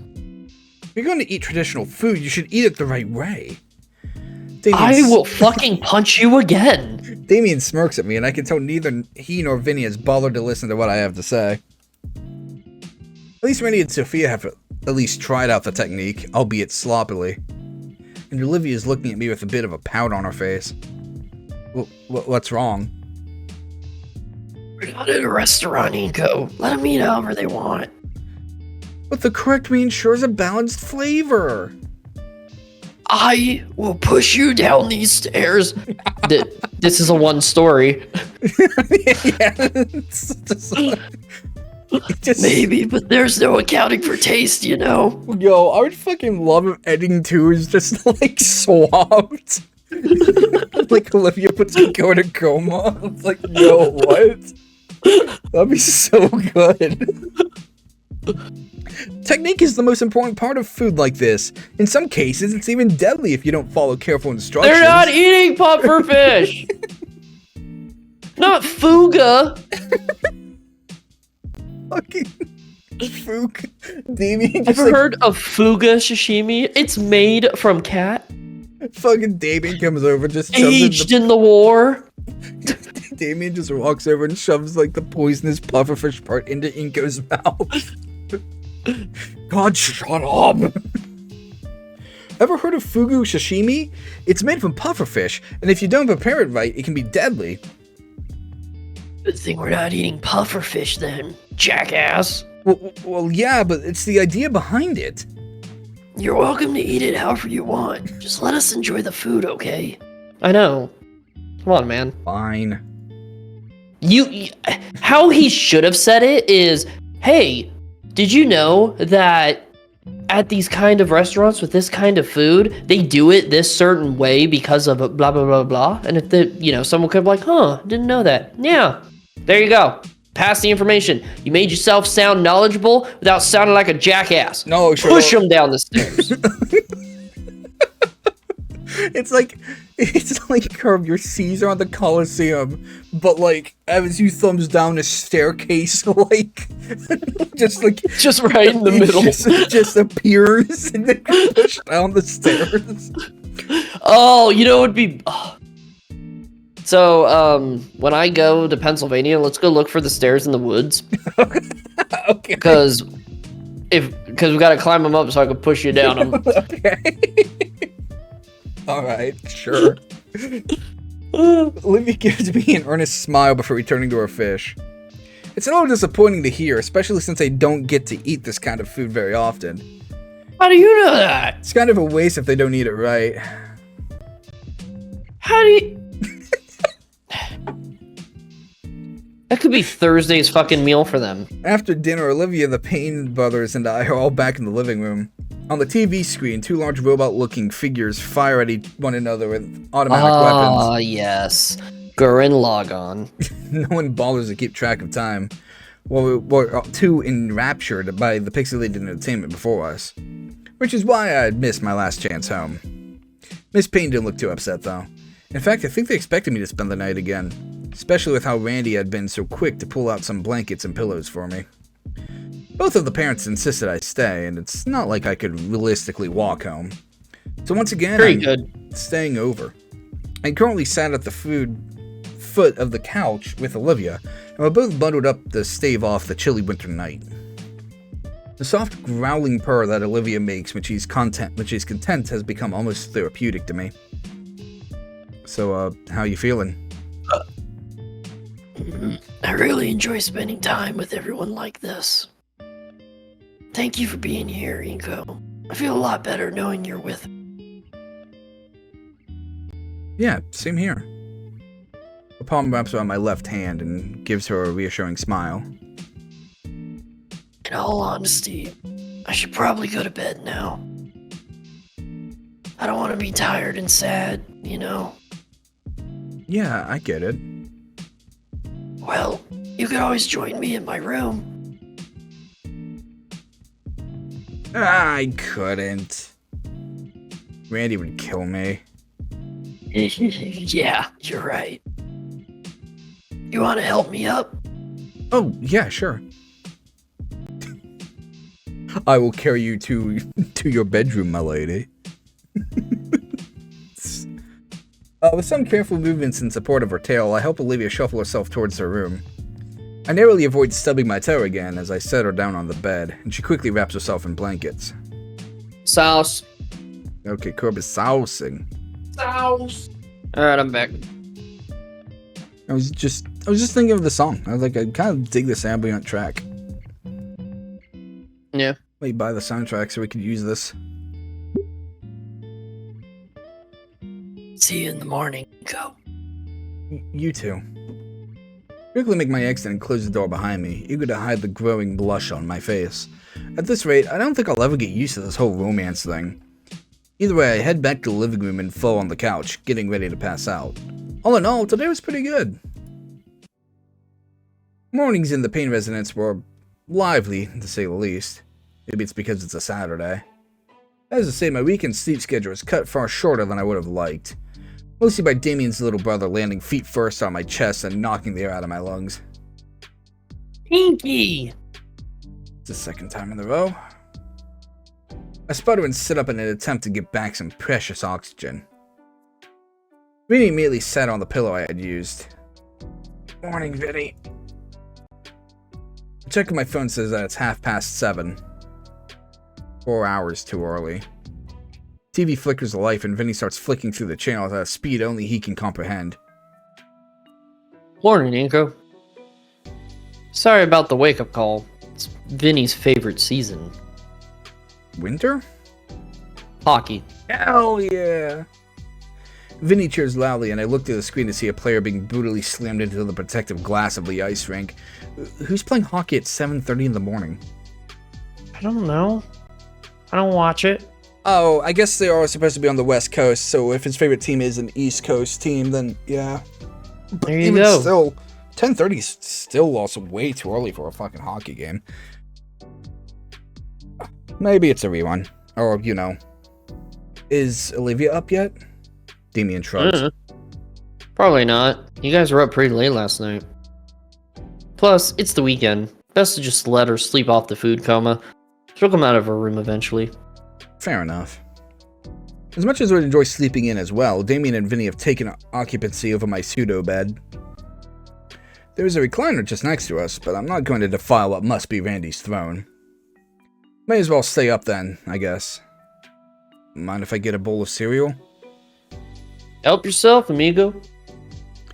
At least I could check out on any updates with my blogs. I head into the kitchen and make myself a bowl, being sure to add some sugar and honey for the condiment cupboard this time. Taking a seat at the table, I begin scrolling through my phone feed while shoveling cereal into my mouth.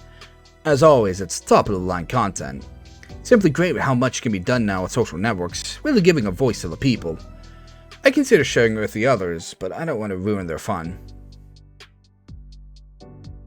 Afterwards, I rejoined Damien and Vinny in the living room, both of whom are absolutely enthralled by the hockey game playing on the TV. With every hit of the puck or a rogue shoulder check, the brothers explode with either excitement or devastation.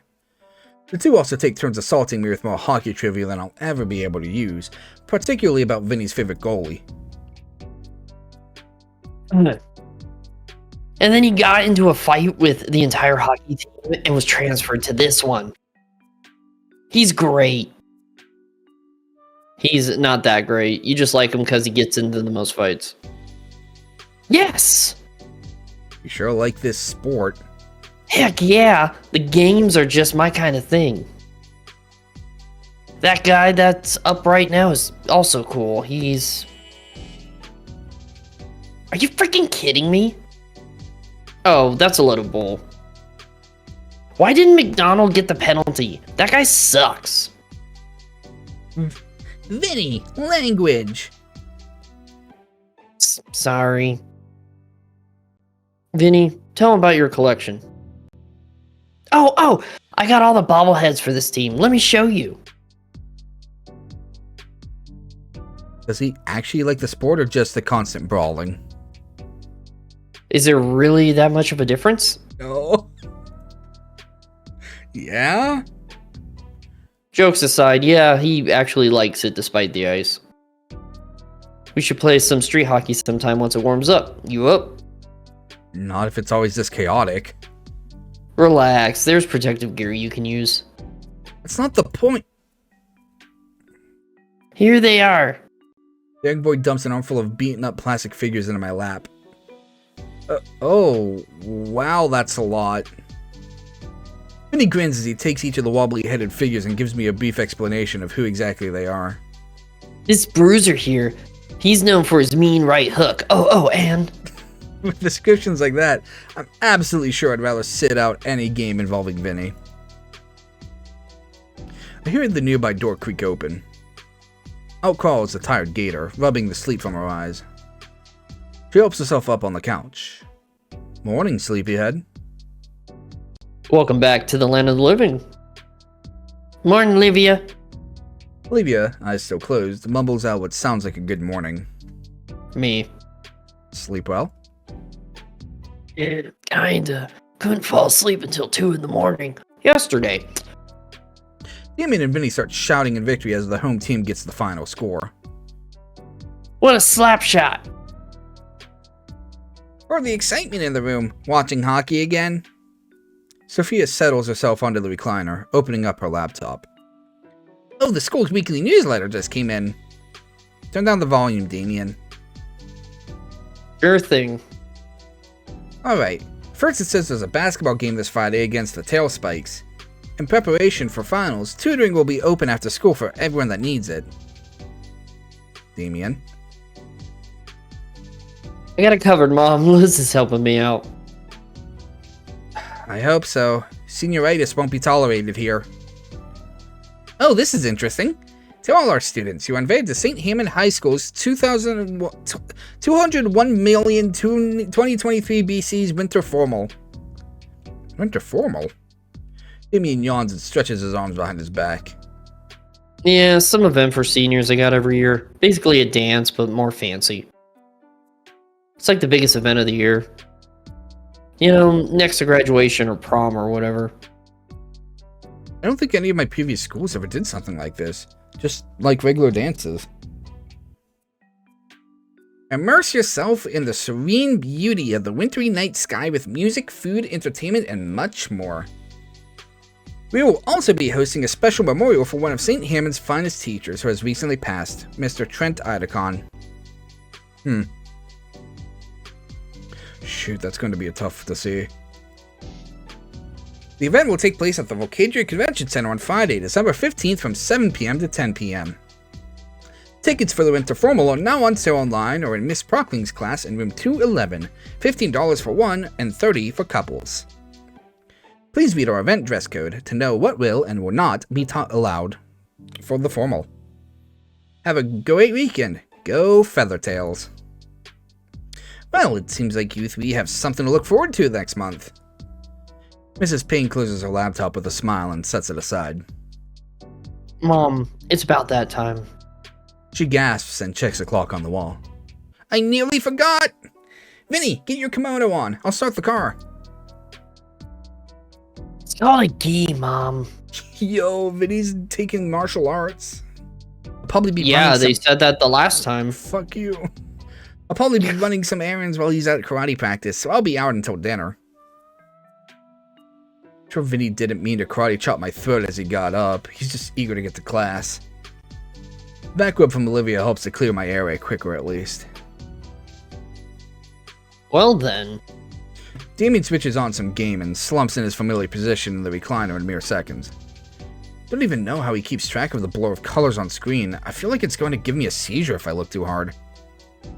So you two are going together and smooching, right? A powerful, crushing force attempts to pulverize my fingers into mulch. My god, Damien, you can't just start a conversation like that. Olivia's hand relents and leaves my palm feeling tender. Relax, I'm joking, sorta. Your arm's around her shoulder and all. When did that get there? I go to remove it, but Olivia holds on tight. Yeah, well, you plan on going to the winter formal with Liz? Hell yeah, why wouldn't I? That was a fast answer. He shrugs. Well, the formal, I don't. Well, I mean, I'm still stuck at home, you know. Crap, yeah. You know when you'll get a replacement chair? Could be a week, could be longer. The mail system around here is annoying. Jeez. Hey, I'll come visit every day after school. Oh, thanks. Still, that's at least a week of her not stepping foot outside. Damien's only half joking about us going to the winter formal, and that's definitely a good idea. Actually, I turn to Olivia and give her my undivided attention. Yes? well, I was thinking. You and me and all.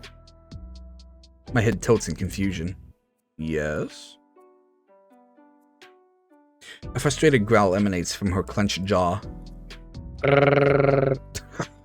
You, me, somewhere, together. What? Oh my god, push him down the stairs. As her, the stairs just like appear. As her annoyance it's just Olivia's stand, she just summons a staircase. Oh god. As her annoyance goes visibly on her face, I can't Your help but fucking shudder. imminent domain staircase. Here she's going to snap. Oh! My back hits the rug of the floor roughly as Olivia hovers over me on her hands and knees. Olivia? You, me, together, go somewhere. Wait. Does she mean like a date? Yes. Oh. Never been on a date. I only know what I've seen in movies and shows and stuff. Well, we are a couple Why now. are you elbowing your girlfriend? What? To be fair, she could probably take it. We are a couple Probably now. doesn't even feel it. She's tough as fuck. So this would be a regular thing. Right? Sure, yeah. A date sounds good. Her tail waves happily behind her and her annoyed face finally melts away into a smug satisfaction. So, where do you want to go then? Oh, I've got some ideas, Okay. and you'll definitely love them. Of course. We're going to the aquarium! And I promise I won't be anything crazy. It won't be anything crazy expensive. I don't mind, Olivia. Great. Perfect. She lowers herself onto me, wrapping her arms around me in a powerful hug that threatens my lungs and spine. I do my best to return the hug, but at best it comes as me as kind of patting her back with both arms. It seems to be enough, though, as I feel the rumbling purr she emits. Him? Shut up, we're having a moment, Damien. Yeah, a moment in the living room. Shouldn't you have it on your actual date? No, making up for lost time. What? Nothing, you shut up. Okay. I'm too busy enjoying the feeling of her purring atop of me anyway.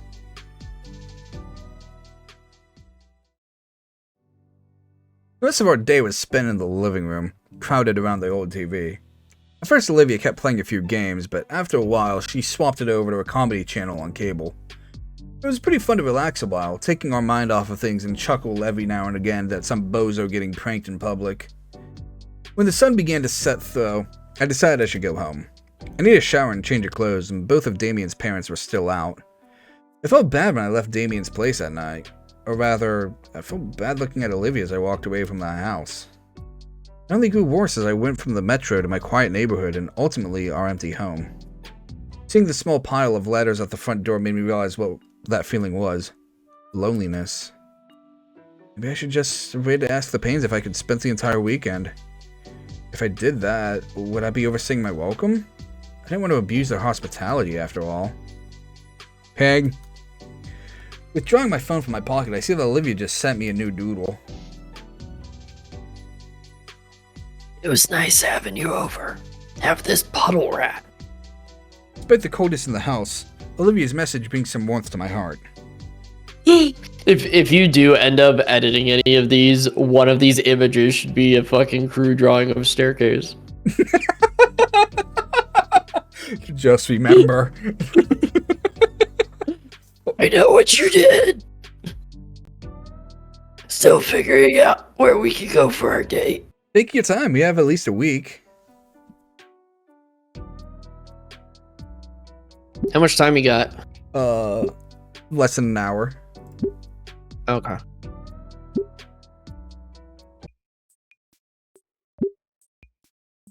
You can draw a fucking staircase right now?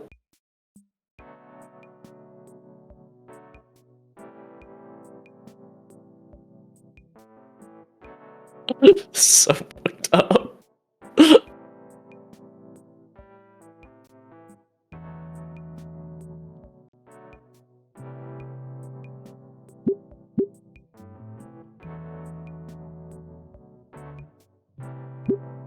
Oh, are you trying to? Yeah, I get what you're trying to do now. You know, with having to use a mouse, it's pretty good. No, it is not. I've seen so much better. Well, we're not fucking artists. I think the only one that sucks is the bottom rung. But, saying, using a mouse, not drawing all the time, we know what it is. It's a fucking staircase.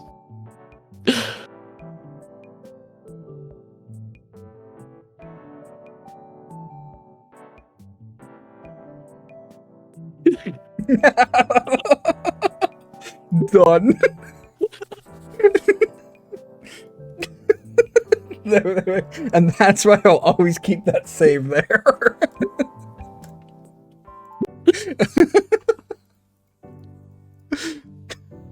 Taking my door closed, I head for my computer so I can continue talking to her online. Occasionally, I search online for any form of blog updates while she's gushing over her favorite anime. I lose track of how much time I spend instant messaging and sharing videos, but by the time I check my computer's clock, I realize it's past midnight. Shit, I'm gonna be exhausted tomorrow. Totally worth it. You know what this game is missing? What? Stairs? No, it has stairs. that banger of a song from Snoop Game. Oh. The next few days went by without much fanfare. Yeah, I'll have to find out which song that is for you. I'll send it your way. Oh no, I have it. Oh, okay. But yeah, it's too short. I need to throw it into Ableton or even in fucking Premiere. It doesn't matter, and like just make it longer. Yeah. You know, just keep repeating it like 4 times or whatever, so I can at least enjoy it. By the time I knew it, the weekend had already passed, and I was back to my usual weekday routine. Go to school, do the work, hang out with Olivia, and then head back home. As much Do you know what that song is called? Not a clue. It's called Those Other Two Weirdos. Because it first comes up when you're dealing with fucking what's his nuts? I can't remember his name now. Raptor Boy. Reed and Trish. Yeah. So it's those other two weirdos. As much as I felt compelled to check in on her after school, I didn't want to become intrusive. Besides, Olivia and I still talked over text and online anyway, and she said she was getting by just fine. Once Friday finally comes around again, though, I find myself lounging on the Paynes' couch with Olivia. Initially, she had called me over to show off her new wheelchair. And who was I to say no? Alright, I decided to take it off the heat. It's starting to get a little too runny. 2 Gotcha. hours, over 2 hours is probably getting a little too much, so I'll let it thicken up and then I'll just heat it up again. So, Olivia got a wheelchair. Oh, go back. We're going back. I want to see. Look at her go. Oh, it's adorable. AGC16, thank you so much for the follow. Watch me do... Yes, this deserves a follow. Okay. These people are following at the best moments. Okay. Watching her do Watching her do donuts in the living room till she was exhausted was certainly entertaining and a good demonstration of how nice the new chair was. But now it's set abandoned. But now it's... Yeah. Kerb. I am back. Okay. I am back. Okay. But now it's set Oh, I abandoned. grabbed the wrong thing. God damn it. But now it's sat abandoned in the middle of the room while Olivia sprawled across the rest of the couch with her head laid out across my lap. My hand runs across her back, eliciting more of the sweet gator purrs of hers. Though the relaxing mood ends when the purrs stop and she speaks up. I've been thinking about our day, Inko. Oh? Do tell. The annual Volcaria Modernist Expressionist Art Showcase. Oh shit. So she's going to do a thing. Like Fang did the music thing. Yeah? That was also number 2. Oh no. Oh no. I've only been there a few times with Edacon on school trips. I figured we could check it out. Modernist expressionist? Can't even envision what that style would look like. That certainly does sound experimental.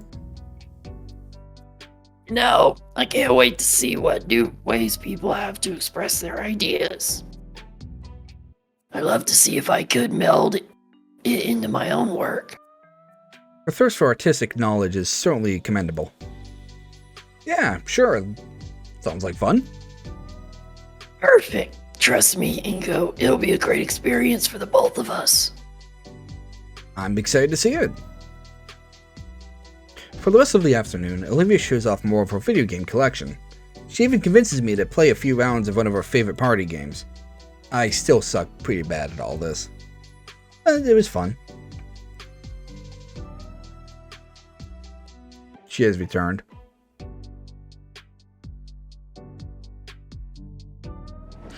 Saturday morning, the big day is here. Did we just shirk off detention? Olivia started sending me restless texts after midnight. Honestly, I was pretty excited too, so as I stayed up with her for a while. She sent excited ideas and doodles of our plans for the day, and they became increasingly unhinged and wobbly until I had to convince her to go to bed. Man, she's cute.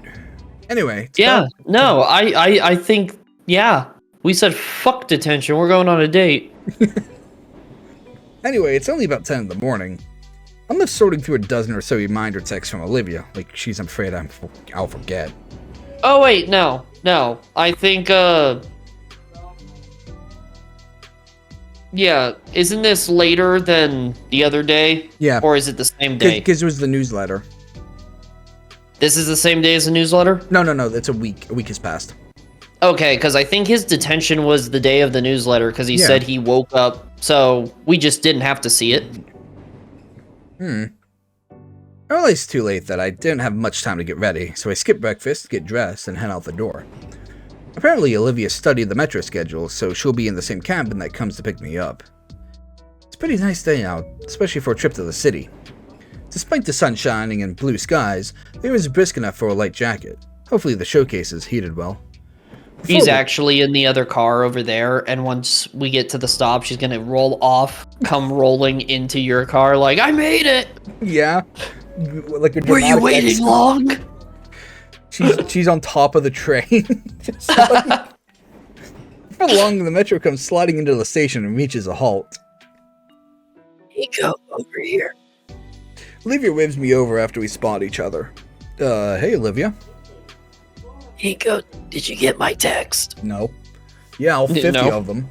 You already know which stop we're getting. Yeah, you already know which stop we're getting off at. I have it memorized. I scouted out the whole place online.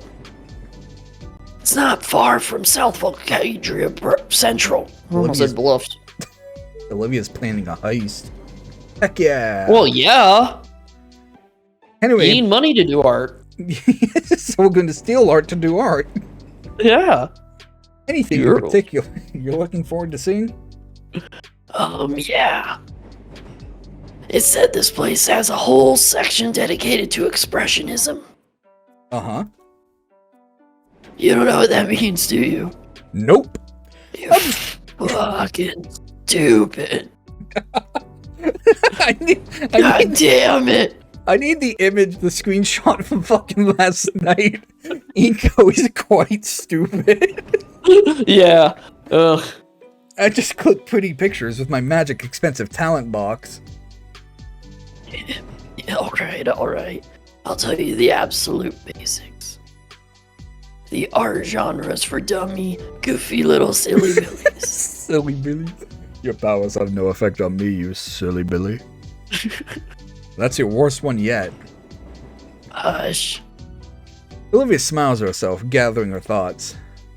Modernism tends to be more abstract, so you're going to see a lot of attempts at high concept stuff.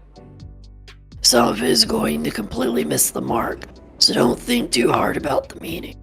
If you don't get the gist of it in less than a minute, chances are it's just pretentious. Right, I'll keep that in mind. Okay, so expressionism is an art form. As an art form is focused on evoking specific emotions or feelings in the viewer. And as a predominantly post-war style, it really strives to capture the visual elements of dissociation, fear, and even death. You might see stairs! The next thing I remember is being pulled by the hand off the train. Alright, we're close. Oh, I'm so excited. Thank you for going with me. Yeah, no problem. Come on, we got all day and I'm not wasting a second of it. I'd go on an art tape. Yeah. Olivia drags me out of the metro down the custom-paved walkway. This part of town sure is different. We were here for the dinner, okay. Just on the outskirts. We were here for the dinner. Or the lunch, or whatever. Yeah. Just on the outskirts of the downtown area, with skyscrapers looming overhead mere blocks away. Very city-like, but also very lush with plants and landscaping. Just close enough to the business that the wealth is shared, but not enough so it's invaded by regulated concrete offices. There's more suburbs nearby as well. The place we're going to may as well be a city center for how close it is to normal life. It's a standard of living I could certainly get used to. The McMansion we live in is fine, but this sort of thing really appeals to me. I'm imagining starting a family here. Oh, yeah. Inko, Whoops! Did you say something? we're almost here. Look. Olivia jabs her finger at the building ahead of us on the walkway. Surrounded by a wide open field stands a vaguely modernist-looking building. The structure and overall design makes it seem like the building itself is a part of the exhibit, while also not being too intrusive with the surrounding architecture.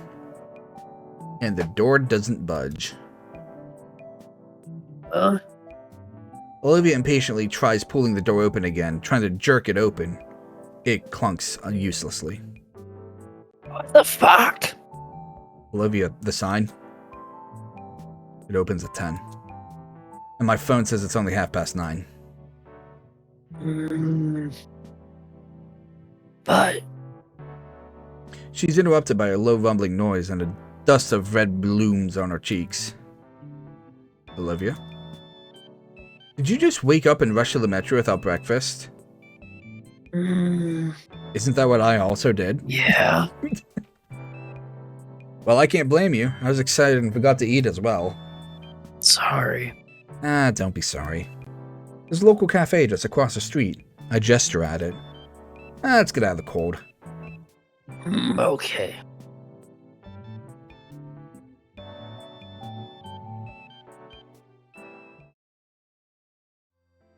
Olivia was doing a good job of ignoring the chills, but she gave a deep sigh of relief once we entered the warm cafe.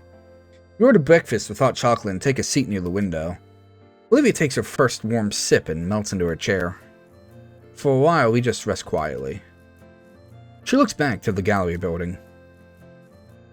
One other reason I wanted to go there. Mm-hmm. I need to give a speech at the formal. For Edacon. Something that'd make him proud. Something that'd do him justice. Oh. I heard some of his earlier work ended up here. I wanted to see it. That's a very thoughtful idea, Olivia. You really think it's here? Better be. Better be. Olivia blows into her hot chocolate, and then takes a deep, careful sip. With the early morning lighting and the building in the back, it sets a delicately somber mood. A young lady, taking the moment to herself from the elements outside. No, not letting this chance escape me. Hey, stay still a second. Huh? Do that again. I want to save this. The red creeps back across her cheeks. The coloring only enhances the potential shot before me. I lift my camera and carefully back away from Olivia, surveying the shot from all angles. Will you hurry up? Shh, just go back to the hot cocoa, Olivia. It's weird, Inko. You're being weird.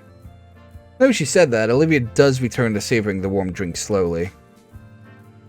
It's as her lips finally touch against the cup that the shot is perfect. My camera clicks in rapid succession, capturing the entire moment of her delicate sip. Even her soft sigh afterward and scarlet on her cheeks growing more and more, and... Inko. Sorry, Liv, got the shot. Returning to the table, I turned the display her way so she could see the best of the 15 shots. Her face particularly explodes with embarrassment as she draws her hoodie up to hide it. You look great, Olivia. Shut. Do you really think so? Absolutely. I'm more photogenic than you think, Olivia. With an annoyed huff, she pulls her hoodie back. You suck at compliments, Inko. Even as she said that, her smile speaks even louder. Olivia looks back out again. Is that... Oh, yes, people are going in. Come on, let's go. I nod and put my things away. Olivia's already out the door while I throw our trash out. Alright, for real this time. Art gallery. But The door swings wide open this time, granting us access to the treasures within. Upon entering the hall, it feels as though we are transported into a new world. Does he have a tumor or something? What? Did you just... Or maybe it was just the way I saw it. It, like, faded out around him and then faded back into the art gallery. Yeah, yeah. Yeah, but it stuttered the way it... Oh, man. okay, I was like, right. Is he fucking, like, dying? Do I have bone cancer? The I door don't remember coming in here. Yeah. The door swings wide open this time, granting us access to the treasure within. Upon entering the hall, it feels as though we're transported into a new world.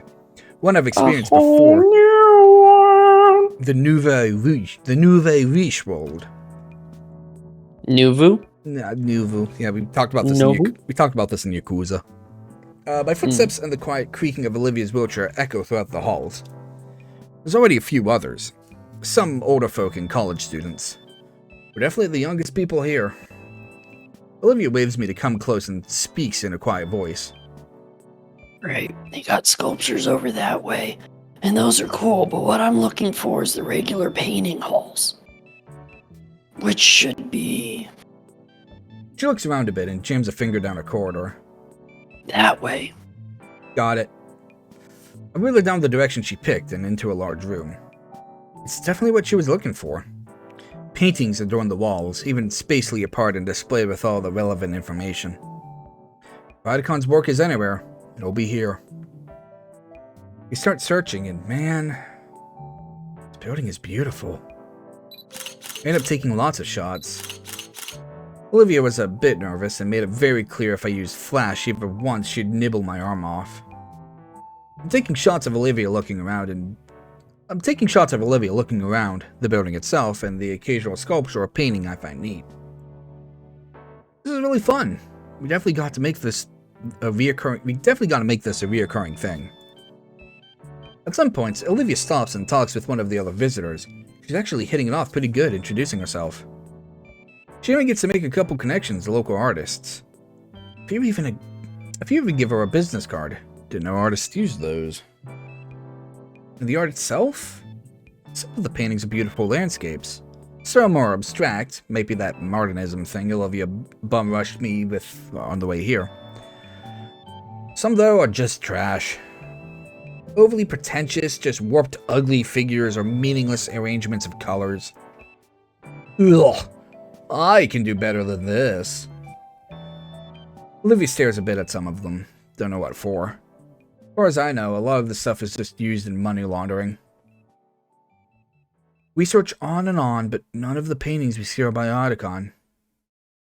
Even after an hour, even after splitting up to check some of the smaller rooms, we find nothing. Eventually, we take a break in the main hall. Even the benches here are sleek. So far, all the modern art stuff has been, to be honest, they felt like absurd jokes. Between very questionably shaped statues that just objects glued onto hanging canvases. Oh, just A bizarre to banana me. duct tape. Yeah, I think that's a joke to the banana. So, no luck? No.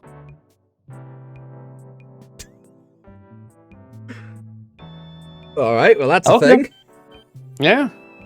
We watch a small group bickering before a stone relief of a toilet. A very nice toilet, but still.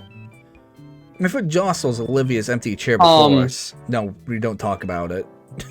Which we've used as a makeshift table for all our stuff. No, it's just like, that toilet pisses me off so much. It just stands up.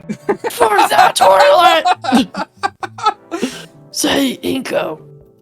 There's a glint of mischief in her silver eyes. She motions me close and whispers her idea into my ear.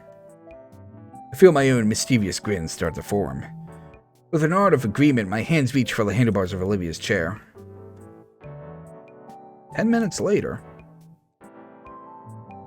Must be a statement against modern industrial pharmaceutical companies. No. Clearly a display of the isolation of the average artist today. Our makeshift hand puppets drop as we laugh, watching as a pair of suit-wearing 30-somethings debate over my camera set on Olivia's wheelchair on the other end of the room. We're sat together, leaning heavily on each other as we eagerly keep an eye on our own little artistic display. On one end of the hall, us, just a normal, unassuming couple taking a breather and enjoying each other's company. On the other end, in front of a blank section of a wall, a lone wheelchair sits with the camera carefully placed in its seat. It was Olivia's idea. She's a genius. Every few minutes, a patron will come waltzing down the hall and take pause to stare at it, like it's the most profound thing they've ever seen. When some journalist-looking guy took a knee to get a picture, it took all we had to not burst into laughter. It worked on everyone that passed by, without fail, every time. Eventually, the flow of people slows down, and I feel Olivia squeeze my hand.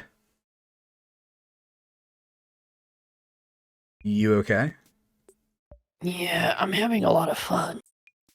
Sorry we haven't found what you were looking for yet. It's fine. I'm still seeing a lot of neat stuff. It does kind of suck it's probably not here, though. Yeah, I hear ya. Got some new buddies I saw. Yeah, we're not the only artists here right now. One of them was here to check her work, since it was recently displayed. Wow. There's a lot of great stuff here. Nice. I'm glad. I really like the... Who is this? I don't know. Oh, what have we here? An older woman who called out to us, approaching with a serpentine look in her eye. From her elegant sequin dress to her bright golden heels that click with each step, I can only guess that she's some important figure here. What? Ma'am, would you be? Oh, did I go do avant-garde? Olivia's I guess. excited words are cut off by the well-dressed woman, now standing right before us and sporting a simple smile. Yes, Alina Scarborough. I own and operate this gallery. It's a pleasure to make your acquaintance, Miss Scarborough. The rehearsed words come out so easily, all those golden parties I attended having helped me learn the proper etiquette. I'm Incognito, and she's Olivia Halford. You two are awfully young. Are you two on a date? Yes, ma'am. Olivia blushes a bit, and how confidently I say it. Why here, of all places? What's piqued your curiosity, if I may ask? I'm working towards becoming a photographer myself, and today was all Olivia's idea. I can see that DSLR you have certainly brings back some memories. Olivia strains her posture with confidence. I'm an aspiring artist, Miss Scarborough. Please, Alina is just fine. Right, Alina. I wanted to learn more about the current art world. And there's a particular art piece I'd like to see here. Alina nods. Is there anything here by Trent Edicon? Edicon? That's definitely a unique name. One I haven't heard in a long time. And one I couldn't possibly forget. You mean? Yes. He was an exceptional lover. Oh, I knew it! I am his wife. Yes, I'm certain we have some work from him still around. Would you like to lead the way? Would you like me to lead the way? Yes, please. I believe it's a bit far on the other end of the facility. You can see how it'd be easy to miss. It's a bit hidden away in one of our smaller rooms. Come. He stops mid-turn. Uh-huh. I don't remember that being installed. Interesting.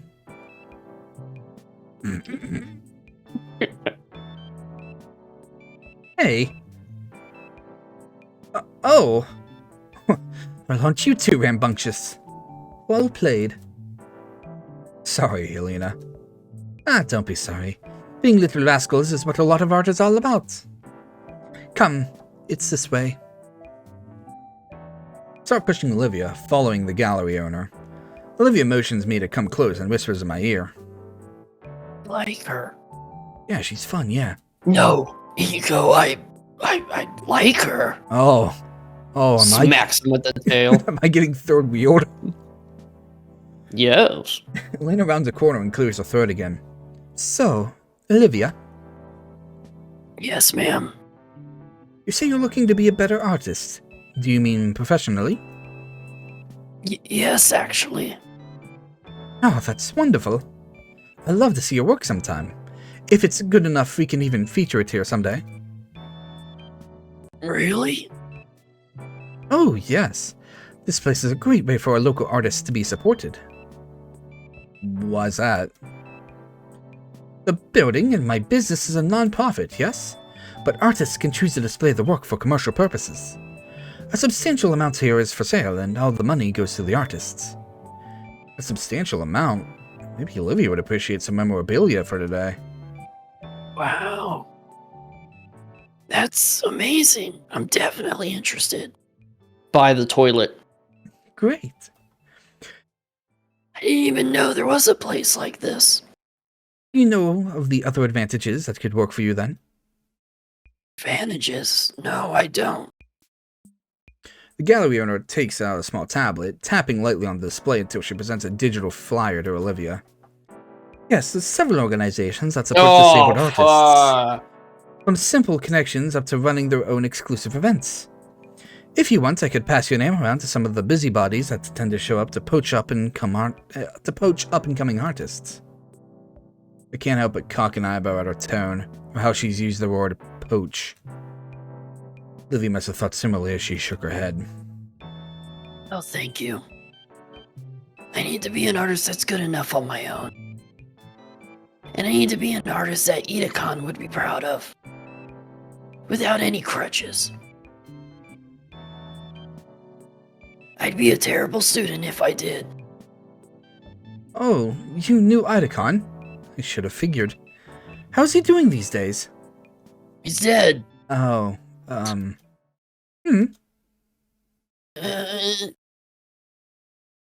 Itakon's passed away. Oh. I'm so sorry. My condolences. Was he important to you? Olivia was his student. Oh, I understand. I only knew him decades ago. His work was superb. But I didn't know he had an apprentice. Oh, are you his apprentice? If Miss Selena, a moment, please. Abraham, I'm clearly in the middle of... What is it? The shipment is here. They need you to sign it right away. Oh, of all the timing... I'm so sorry, you two. This will only take a moment. Yes, Alina. She points down into the room next to us. It's right in there. Thank you. Thank you. I'll be right back, I promise. You good? Yeah, let's go see it. We enter the small display room. Lights are kept intentionally dimmer in this room to create a calmer atmosphere. All along the walls are more paintings, and there's a lone bench in the center of the room. Which one is Idacon's? Maybe there's more than one. It's that one. Here it is. No, that was your line, sorry. That's fine. No, that's fine. Keep going. I caught up to her. The name on the painting is unmistakable. Trent Idacon. Age 19. Alma Mater, St. Hamid High School. The one all the way to the right, the green dude's just like...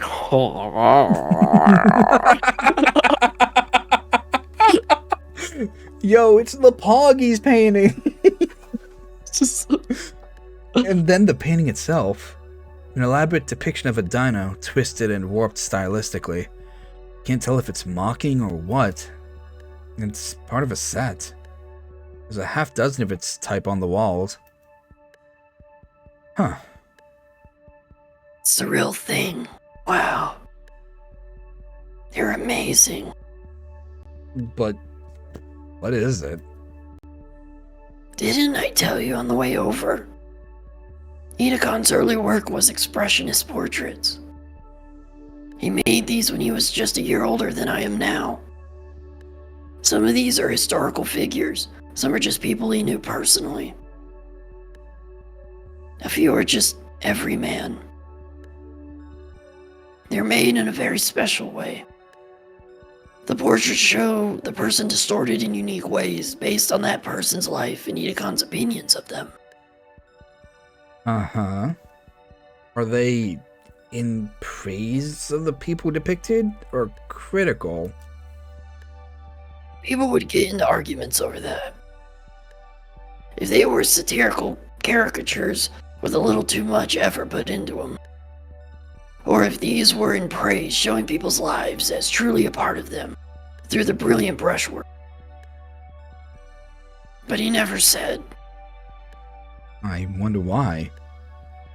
If you ask me, I think it's both.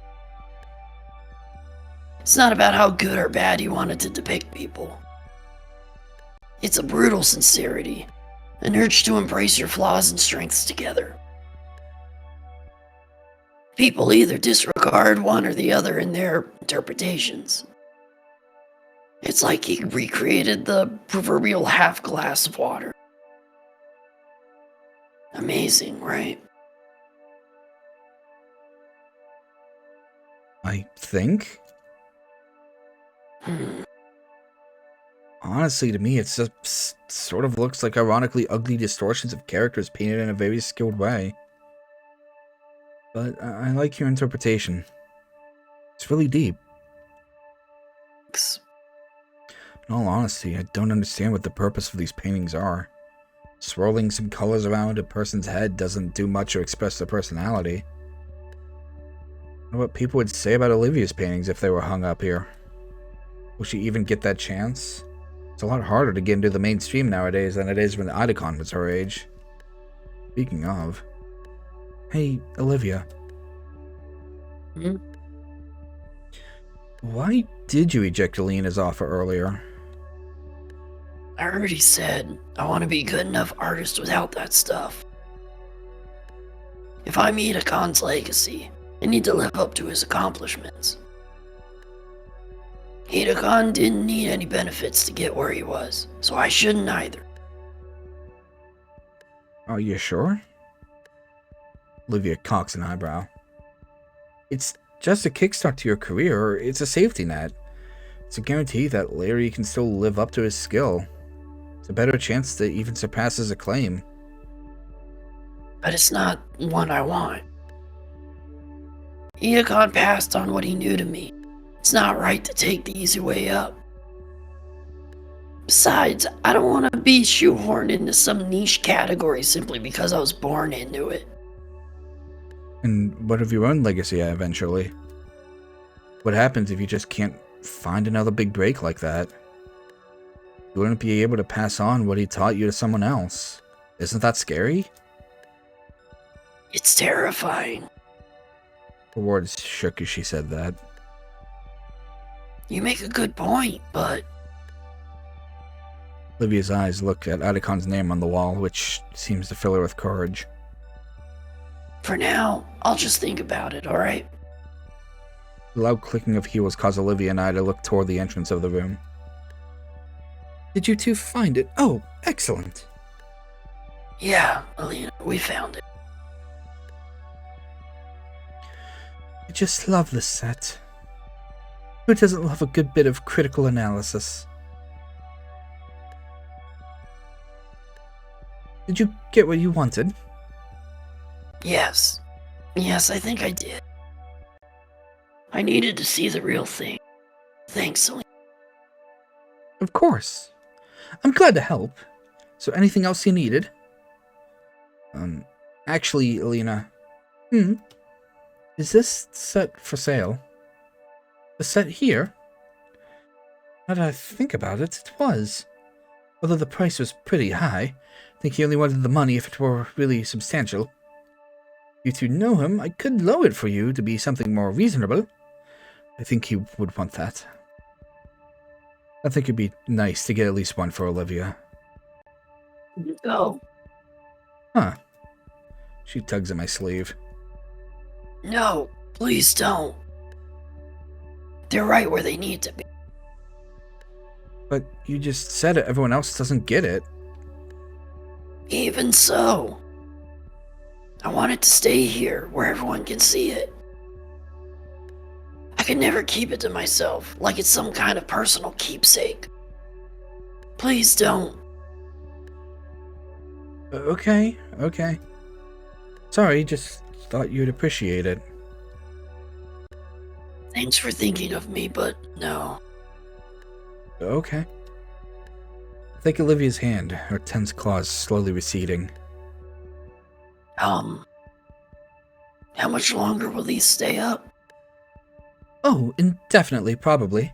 People do really like the work, they just can't afford it. I suppose if someone does buy it now, his next of kin would get the money. I should contact them and make sure that sort of thing is arranged, just in case. Sorry for getting emotional right there. No, not at all. I think that mindset is very noble for you. Of you. Well, I have other things to attend to, if you'll excuse me. Thank you for your visit. Please, let me know if there's anything else you need. As the owner starts walking away, Olivia squeezes my hand. In our silver eyes, I could see Olivia's thoughts at war with one another. Alina, She stops and turns again. Yes? you asked me before if I was Idakon's apprentice. Oh, Yes, and then I got cut off. My bad. Are you?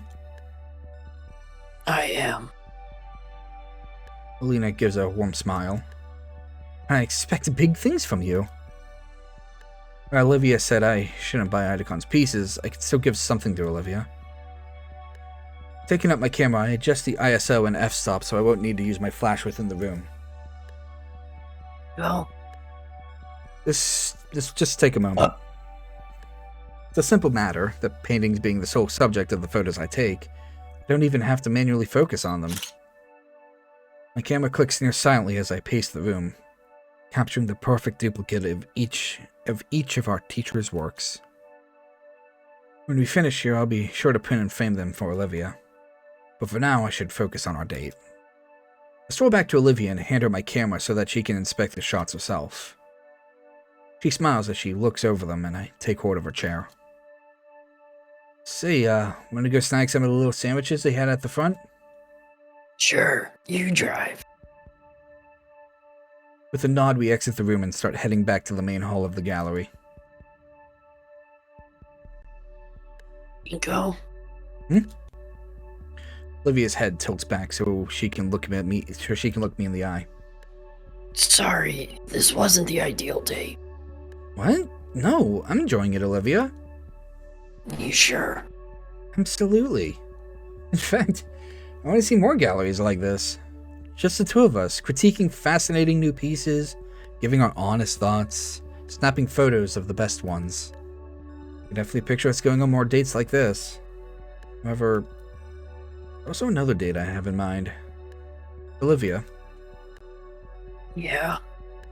About the winter formal. Yeah? Do you still want to go with me? I nearly stumble over her now wagging tail. Worse! We're going together. Yes, I know, but I mean... Yes, Inko, I want to go with you. Her eager words send a wave of easiness through my mind and body, relieving tension that I hadn't even noticed. So, it's a date? It's a date. A smile tugs at her face as she reaches out for my hand. I take hers and we continue our walk to the exit. Gotta take a picture. Okay. Screenshot it. Okay. Thank you. On the metro ride back, Olivia leans against my shoulder. Her eyes follow landmarks out the window on the other side of the car as we pass them by. Despite the loud humming of the tracks, I feel Olivia humming to herself. So what are you thinking?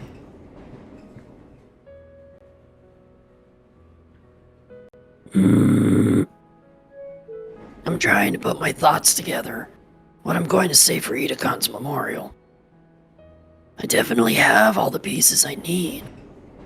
Just having a hard time stringing them together. How so? I don't know. Just needs to be something that will really do him justice. I need a solid direction. We pass under a few bridges while the thought sits. What do you think? Direction? She nods. In that case, I think I have a few ideas. What I saw today, saw a lot of you. How Idacon affected you, how his teaching shaped who you are now. That story is amazing. How everyone else will love it as much as I do. There's your angle. Olivia doesn't respond, but I feel her humming to herself again. Maybe. That is a good point. What if people don't get it, though? I'm unsure still. No, the more I think about it, the more I think that needs to be the big thing. After all, who is closer to him than you? His wife? Even you say you're his apprentice. Doesn't that mean you're the end result of his life's work? Fucking golden feather falls out of her hoodie. Yeah. Did he give that to you? No. No. I plucked it from him and made a pen. I was his wife the whole time. I grave robbed him. What? Let his work live on through you. I'm sure he'd love that. She smiles to herself. Yeah, I think you're right. Thanks. It's really helped. Glad to be of service. The rest of the ride goes quieter, just us enjoying each other's company. I try to escort Olivia back home when the time comes, but she insists she can get there on her own. She offers me one last hug before we part ways for the day. As the metro races towards my stop, I think about the future. Olivia and I are going to the winter formal together. Need a good outfit and a bouquet if I want to impress her. Wonder what kind of dress she'll want to wear. It might be hard since she's disabled, but maybe I can look into it and give her some suggestions. Alright, just place to stop. Yeah, so yeah, Kerb, we're out of time. Yeah, just place to stop. But I'm keeping good vibes. Yeah. Gotta see some cute shit. Yeah. Got some good vibes. You got good vibes all around. So, no idea when the next time's gonna be. But Yeah, these endings have been lengthier, which is nice. yeah, I think the stopping point for some stuff is just sooner. Yeah. So, like, you technically were already, like you said, in the end game. So it's just you hit a point. Now it's just the length of the end rather than more choices that matter coming up. I don't know. I mean, I'm just enjoying it. Yeah. And 3 cakes. Man, this is like, even still, it's like, man, if Well, we got to this in the first one, I would have definitely said we were probably on, like, ending 4. At least 3. I mean, it feels like it. Yeah, to know that this is 2 is kind of, like, bitter. This is 2, yeah. Yeah. Like, the fact that he, like, that's why I said I'm keeping good vibes, and I'm glad we stopped there, because as soon as we come back, they're gonna be like, she never made it home that night. Because he's like, oh, life is going well, red flag. I got a girlfriend, another red flag. We're going to prom, another red flag. She never made it back. They fished Olivia's body out of the At river. 2 in the morning, Damien calls me in a panic. Eco, stairs! They got her, Eco. I can't believe it. They got her. Like, bruh. Okay, I would honestly think this is badass, but how badass would it be if every ending actually involved stairs?